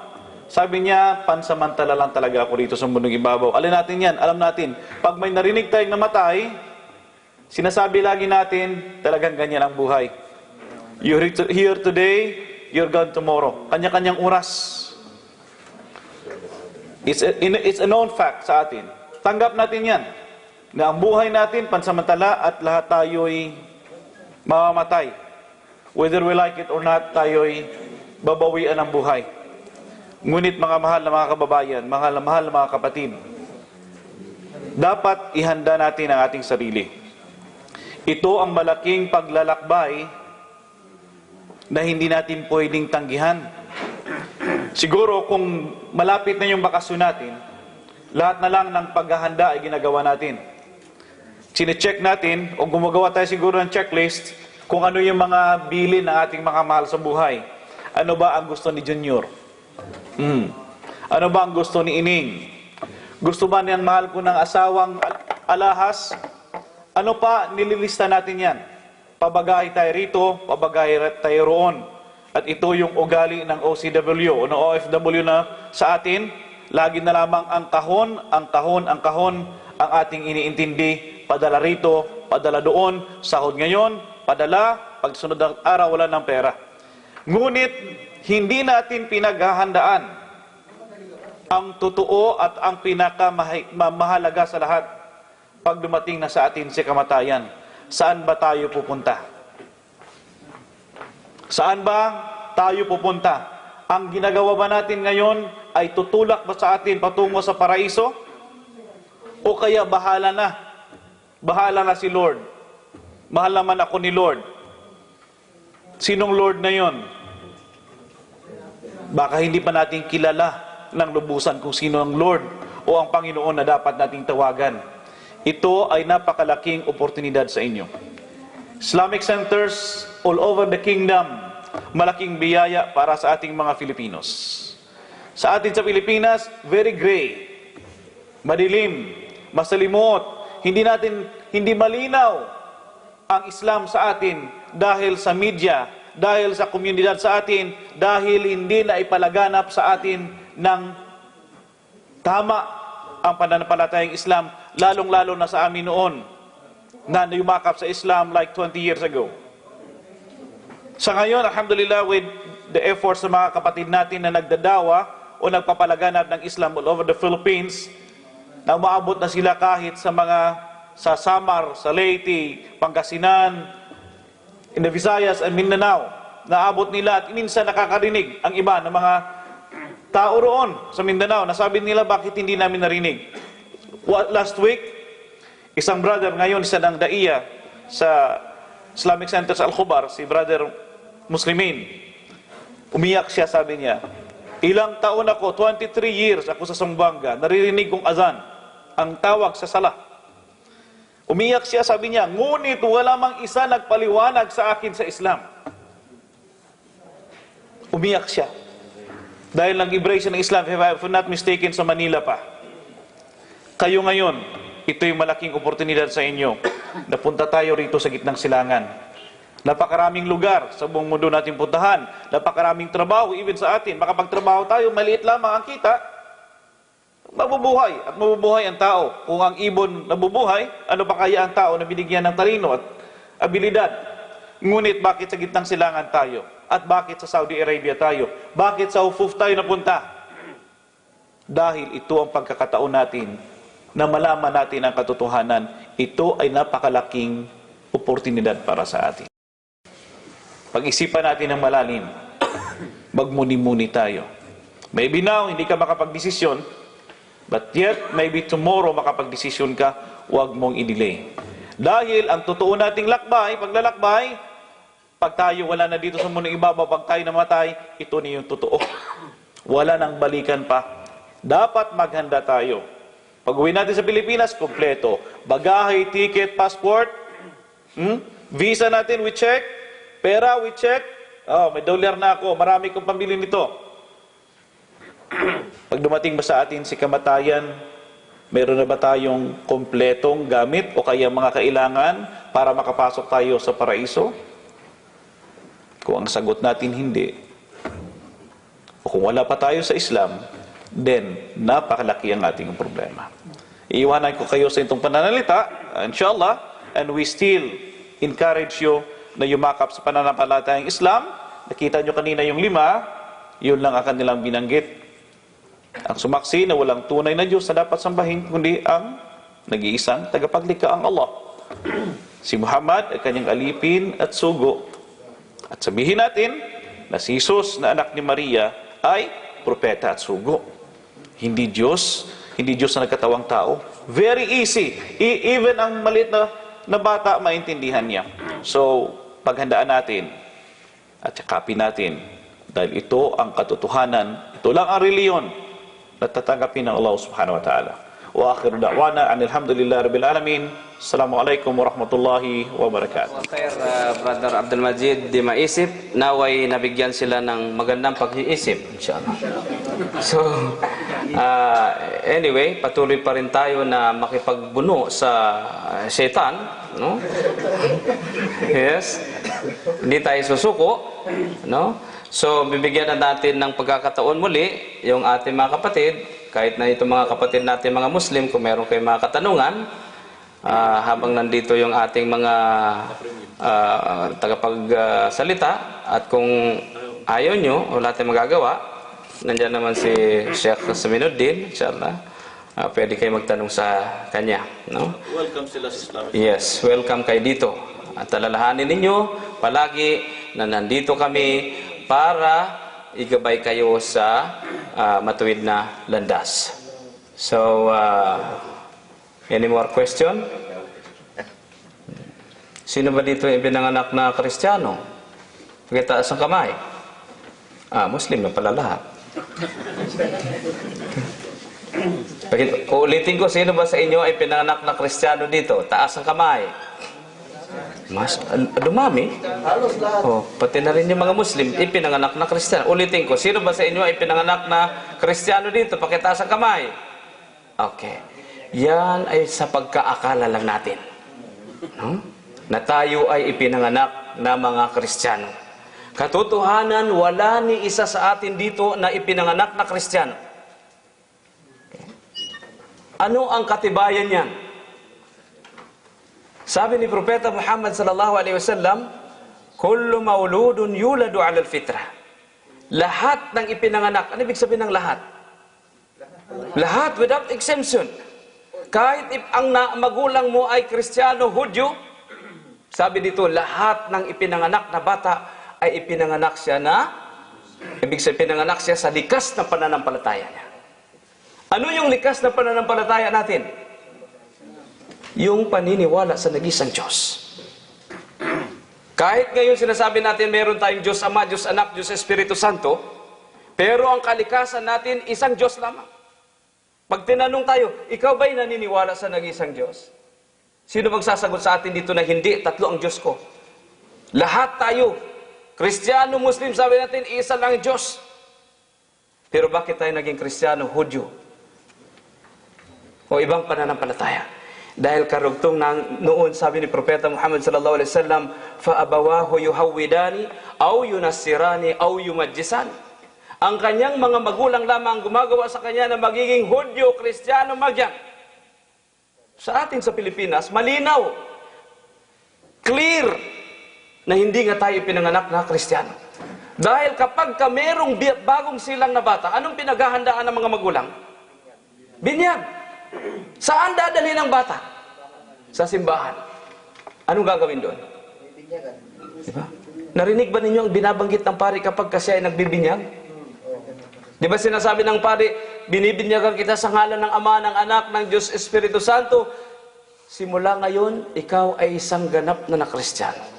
Sa makatuwid, hindi kayo Kristiyano.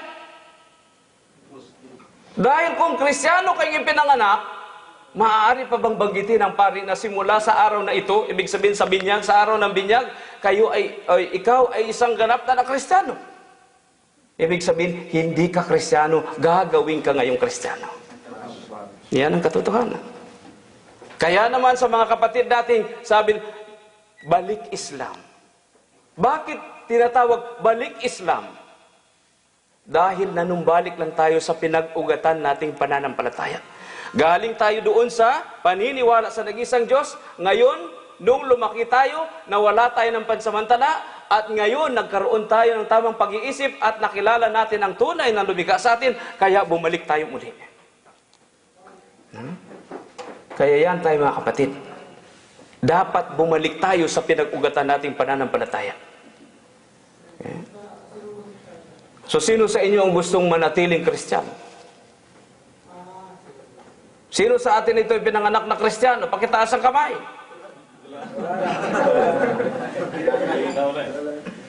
See? Matagal na panahon, hindi natin alam yun. Dahil wala makapagpapaliwanag dyan maliban lamang sa Islam. Dahil ito ang totoong pananampalataya. Kahit saang sulok ng mundo.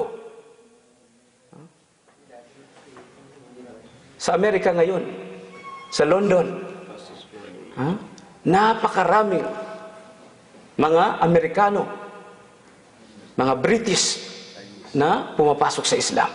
Bakit? Dahil ngayon lang nila nalaman ang tunay na tamang pananampalataya. Okay? So huwag niyong hayaan, doon lang kayo. Bumalik tayo sa pinag-ugatan natin pananampalataya. Walang bayad ito. Sa ibang pananampalataya, walang katapusang kabayaran ang ginagawa mo. Pagka pinanganak ka, bibinyagan ka, hindi ka bibinyagan ng pari pagka walang bayad. Pag ikasal ka, hindi ka ikakasal pag walang bayad. Pag namatay ka, hindi ka wiwisikan pag walang bayad. Ang mangyayari sa iyo, ibabalik ka, magtrabaho ka muna. Patay ka na, magtatrabaho ka pa rin. Kasi wala ka pang bayad sa... Pero kapag ka ikaw ay namatay sa Islam, lalong-lalo na, kung dito pangyarihin ng Allah subhanahu wa ta'ala na mamatay tayo dito sa Saudi Arabia, pag-aagawan ka, sila ang magdadamit sa iyo, magpapabango sa iyo. Libre yun, walang bayad. Yes. Libre yun. Okay. Pero kapag ka ibinalik sa Pilipinas, sino gugustuhin nyo ba na bubuksan pa yung bituka mo, aalisin pa? Sakit yun, di ba? Masakit. Pero dito sa Islam, kahit napatay na ang tao, ay ginagalang pa rin. Nire-respeto. Imagine, kapag ka namatay ang tao, yung magulang natin, especially yung nanay natin, ilang taon niyang pinangalagaan ang kanyang sarili na hindi makita ng iba ang pangilalim na parte ng katawan niya. Pero kapag ka namatay na, binibigay lang ng mga anak niya, kamag-anak niya doon sa Puninari Embalsamador, kitang-kita lahat. Saan ang pagmamahal natin sa magulang natin? Saan? Pero sa Islam, kapag ka namatay, babae ang maglilinis sa kanya. Kung lalaki, kahit na doon sa paglilinis, hindi maaari makita ng kapwa niya babae na naglilinis sa kanya ang maselang bahagi ng katawan niya. Saan ka ba doon? Yes. Diyan sa Islam. Pero sa Kristiyano, subhanallah, para kang hayop na kinakatay. Pero gugustuhin pa rin natin yung doon tayo mamatay para katayan muli. Yes, para paglamayan. So halina kayo dito sa tamang pananampalataya. Pananampalataya na merong ginagamit ang talino na ibinigay ng Diyos. So, dahil sa lumalalim ang gabi kahit na hindi hinuhukay, so wala tayong magagawa kundi ibigay natin ang programang ito sa may-ari mismo. Si Brother Saminuddin, halika na natin. Inshallah, maraming salamat sa ating mga, kahit hindi man nila tanggapin, pero ito yung katotohanan na mga bantog na tagapangaral ng Islam. Hindi man sila mga matatanda sa edad, pero matanda sila sa atin sa dawa. Kaysa pong muling sasabihin na malaking karangalan po sa amin na marinig ang inyong mga tinig ng buhay na buhay, lalo na't ang sinasabi ay tungkol sa iisang mensahe ng lahat ng mga propeta, La ilaha illallah. Pero bago po natin ito wakasan at ipamigay ang sasakyan at iba't ibang mga regalo, Meron pong isang mangungumusta sa atin, walang iba kundi si Ismail Espanyol. Bismillahirrahmanirrahim. Alhamdulillahi Rabbil Alamin. Wassalatu wassalamu ala Rasulillah wa ba'd. Assalamualaikum sa mga kapatirang Muslim at magandang gabi po sa hindi pa Muslim. Para sa hindi pa po Muslim, ilan pa po sila? Pakitaas lang po ang kamay. Masya Allah, marami pa, no? Nais ko po lamang na bibigyan ng pansin ninyo ito dahil ito ang paniniwala ng kinagisnan ng mga magulang natin. Unang-una ang tinatawag na Trinity. Okay? Ang Trinity, sila ay naniniwala na ang Diyos Ama ay Diyos. Tama? Diyos Anak ay Diyos. Diyos Espiritu ay Diyos. 1 plus 1 plus 1 equals 3. True or false? Ha? Ilan? Tama o mali? 3, di ba? Ngayon, ang tanong ko, sinasabi nila na ang tatlo daw ay isa. Iisa lamang. Okay? Ngayon, kung ang Diyos na anak ay namatay, ilan ang natira? Dalawa o patay lahat? May dalawa pang Diyos? Ilan ang Diyos? Isa. See? Gamitin natin mga mahal kong kababayan ng ating utak. Huwag ang ating puso. Dahil ang puso, ginagamit ito para sa mga babae lang. Di ba? Sasabihin mo, I love you. Pero kapag ikaw ay maghanap ng katotohanan, problem solving po, gamitin natin ang ating utak. Bakit po? Halimbawa, magpaalam ka pa ba sa iyong magulang, sa iyong asawa, sa iyong anak, na mag-Muslim ako, isuko ko ang sarili ko sa kalooban ng Diyos. Sabihin mo pa ba sa asawa mo yun? Pero kung gagawa ka ng kasamaan, titingin ka ng bold, magnakaw ka, bakit hindi mo sabihin sa iyong asawa na magnakaw muna ako, manood muna ako ng bold? Tama, mali.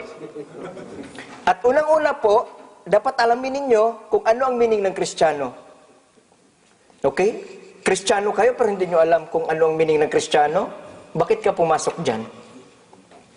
Okay? Unang-una, Kristiyano, from the word Christ. Kagaya lang yan ni Sharon, Sharonian, Vilma, Vilmanians, Christ, Christian. Anong ibig sabihin doon? Ibig sabihin ng Christian, tagapahid kay Jesus. Okay? Tingnan nyo yung sa Black Nazareth, pinapahiran nila. Okay? Kasi ang meaning ng Christ, the anointed one. Siya yung papahiran. Ngayon, may papahiran ka pa ba? Wala na po. Diba? Mga mahal kong kababayan, mag-isip-isip kayo. No? Walang personalan ito, bagkus ipinarating namin sa inyo ang kaligtasan. Okay? Nasambahin lamang natin ang dakilang tagapaglikha at wala ng iba pa. Kasi mono, isa. By, dalawa. Pag sabihin mong try, doon ang galing ang Trinity, tatlo. Ang tatlo, kailanman ay hindi magiging isa. Sinabi ni Jesus, sumakanya nawa ang kapayapaan, sabi niya, Innallaha Rabbi wa Rabbukum, Pa'buduhu hada siratul mustaqim. Sinabi niya, katotohanan, si Allah ang aking Panginoon at inyong Panginoon. Sambahin ninyo siya dahil ito ang matuwid na landas. Ngayon, tanong ko po sa inyo, isa lang. Kapag sabihin ba ni Propeta Jesus, sumakanya nawa ang kapayapaan, nabigyan niyo ako ng isang baso na orange. Pagkatapos ibinigay mo sa kanya ay isang basong kape, matuwa siya, hindi. Sumunod ka sa kanya, hindi. Hindi. Ngayon, sinabi ni Jesus na sambahin ang Diyos, aking Panginoon at inyong Panginoon. Tapos si Jesus ang sinamba mo, matuwa siya? Hindi. Hindi, of course. Sabi niya, if you love me, follow me. No? So kung hindi mo siya sinunod, ibig sabihin magkaiba kayo ng pananampalataya. Hindi ka niya tupa. Kasi si Propeta Jesus, sumakanya nawa ang kapayapaan, pumunta sa bayan ng Israel para sa mga ligaw na tupa. Sa bayan ng Israel, hindi sa Pilipinas. Tayo ay taga-Pilipinas po. No? So inshallah subhanahu wa ta'ala, hindi ko habaan ang aking pagsasalita dito, inshallah subhanahu wa ta'ala, at naway gabayan po kayo ng Allah. Allahu Akbar! No? Inshallah subhanahu wa ta'ala, at hanggang dito na lang, subhanakallahumma wa bihamdik, nastaghfiruka wa natubu ilaik. Wa akhiru da'wana alhamdulillahi rabbil alamin. Assalamualaikum warahmatullahi wabarakatuh at magandang gabi po sa lahat. Assalamualaikum warahmatullahi wabarakatuh. Alhamdulillahi rabbil alamin. Wala na po talaga akong balak tumayo. Alhamdulillah. Pero rights ng mga taga rito na pagbigyan natin, inshallah. So, i-share ko lang po sa inyo within 5 minutes. Pag sumobra ako, sabihin nyo agad, ha? Okay. Ako po ay dating taga rito. Ako po ay nagtatrabaho dito sa Beit al-Asas o Furniture House sa Caldea. At dito rin po ako tumayo noon 5 years ago. Pero tumayo ako dito, hindi pa ako Muslim. Alhamdulillahi Rabbil Alamin, sa muling pagtayo ko dito, ako na yung nagpapaliwanag ng Islam. Isa na ako sa nagpapaliwanag ng Islam. Ibig sabihin, ginabayan po tayo, isa po tayo sa ginabayan ng Allah Subhanahu wa Ta'ala na maging bahagi ng kanyang din o ng kanyang relihiyon, ang Islam. At ito po naman ang totoo na tayo po ay dapat bumalik sa ating dakilang tagapaglikha. Sa dami po ng ating biyayang natatanggap, no, sabi nga ng mga kapatid natin dito habang daan kami nag-uusap, ano ba ang dahilan? Ano pa ba ang dahilan para hindi ka makapagpasalamat sa iyong Diyos? Sa iyong dakilang tagapaglikha. Ano pa ba ang dahilan para hindi tayo sumamba sa Diyos? Meron kang mata, meron kang mga kamay, meron kang mga paa. Di ba? Subukan natin ngayon putulin yung kamay, mabibigyan ka ng 5,000 riyal. Papayag ka? Ha? Papayag ka? Taas kamay. Sino papayag? Bibigay ako ng 500 riyal. 500 para sa daliri lang. Papayag ka? Kasi wala akong kaya eh. Hanggang 500 lang. No? Papayag ka? Si Brad, hindi ka papayag. Pero Brad, buhay ang binigay ng Allah Subhanahu wa Ta'ala eh. Pinahiram niya ito sa atin. How much more na dapat balikan natin siya ng pagsamba? 5 beses na pagdarasal sa loob ng isang araw. Jazakumullahu khairan. Yan po ang hinihiling ko natin sa Allah Subhanahu wa Ta'ala na lagi namin sinasabi na wag po tayong makalimot sa pagdarasal sa Allah Subhanahu wa Ta'ala. Kilalanin po natin ito tatlo. Biling ko po inshallah sa bawat isa sa atin. Kailangan sampahin natin at kilalanin natin ano ang pangalan ng Diyos mo. Ano ang pangalan ng Diyos mo? Kapag kilala mo ang Diyos mo, madali mo siyang masamba. Pangalawa, ano ang katangian ng Diyos mo na sasambahin? Kasi baka kilala mo, pero yung katangian niya, hindi mo alam. Baka ang dinodiyos mo ay yung katulad mo ring tao. Pangatlo, patapos mo kilalanin ano ang pangalan ng Diyos, yung kanyang katangian na dapat nga ba siyang sambahin, ano ang gusto niya? Kapag ka nalaman natin kung ano ang gusto niya, pamamaraan niya, na tatanggapin niya, doon natin makikita sa ating sarili na nakasunod nga tayo sa gusto ng ating dakilang tagapaglikha. At doon, sabi nga ng mga kapatid natin, inshallah, makapasok tayo sa paraiso sapagkat ang tunay na may-ari nito ay ang lumikha sa iyo, lumikha sa akin, lumikha sa ating tinatapakan na ito. At ang susi doon, ang pinakasalita na susi doon ay ang la ilaha illallah. Sabi ng Rasul sallallahu alaihi wasallam, "Man qala la ilaha illallah, dakhulun jannah." So, inshallah, uliin na kahit po namin kayo pumasok sa Islam at mapakinabangan natin sa daigdig na ito ang biyaya ng Allah at sa kabilang buhay. Wa akhiru da'wana inna alhamdulillahi rabbil alamin. Assalamualaikum warahmatullahi wabarakatuh. Bismillahirrahmanirrahim. Alhamdulillahi rabbil alamin. Wassalatu wassalamu ala Rasulillah wa ala alihi wa ashabihi ajmain. So, assalamualaikum sa mga kapatid na mga Muslim at magandang gabi naman sa mga hindi pa Muslim. So, hindi ko rin nakakala na ako'y patayuin dito pero nandito na eh. Inshallah. So, alhamdulillah ako ay nagpasalamat ngayon. Ako'y kasalukuyan nag-aaral sa Islamic University sa Medina. So, dumalaw ako sa Riyadh at sumama na rin sa pagdadawa inshallah. So, malaking karangalan din na nakita ko kayo dito. At alhamdulillah, wala na akong masabi dahil inubos na nila eh. Kung mayroon pa sana, inshallah, bahagi. Inshallah, sa sunod, inshallah. So, hindi ko na ubusin yung 2 minutes siguro. So, hanggang dito na lang. So, salamat talaga sa lahat. At kami ay nanulugod. Hindi lang ako, subalit 10 ng aking mga kasama, sila Brother Omar at mga kasamahan sa lahat. So, assalamualaikum warahmatullahi wabarakatuh. Kami pa ay nagpapasalamat sa pamunuan ng Islamic Center ng Al-Hasa, lalong-lalo na sa mga kapatid natin, si Abdul Lagari, si Sheikh Saminuddin Manshawi, at yung kapatid natin, Abdul Karim, at saka si Muhammad Rajal, at lahat na kayo dito, at kami nagpapasalamat sa inyong mataimtim na pakikinig sa aming talakayan dito. Naway magkita-kita tayo, kung hindi man dito sa mundo, doon sa kabilang buhay, no? Sa paraiso, inshallah. Pero hindi pa tayo mamatay, ha? Inshallah. So hanggang dito na lamang. Subhanakallah bihamdik, asyhadu an la ilaha illa anta, astaghfiruka wa atubu ilaik. Assalamu alaikum.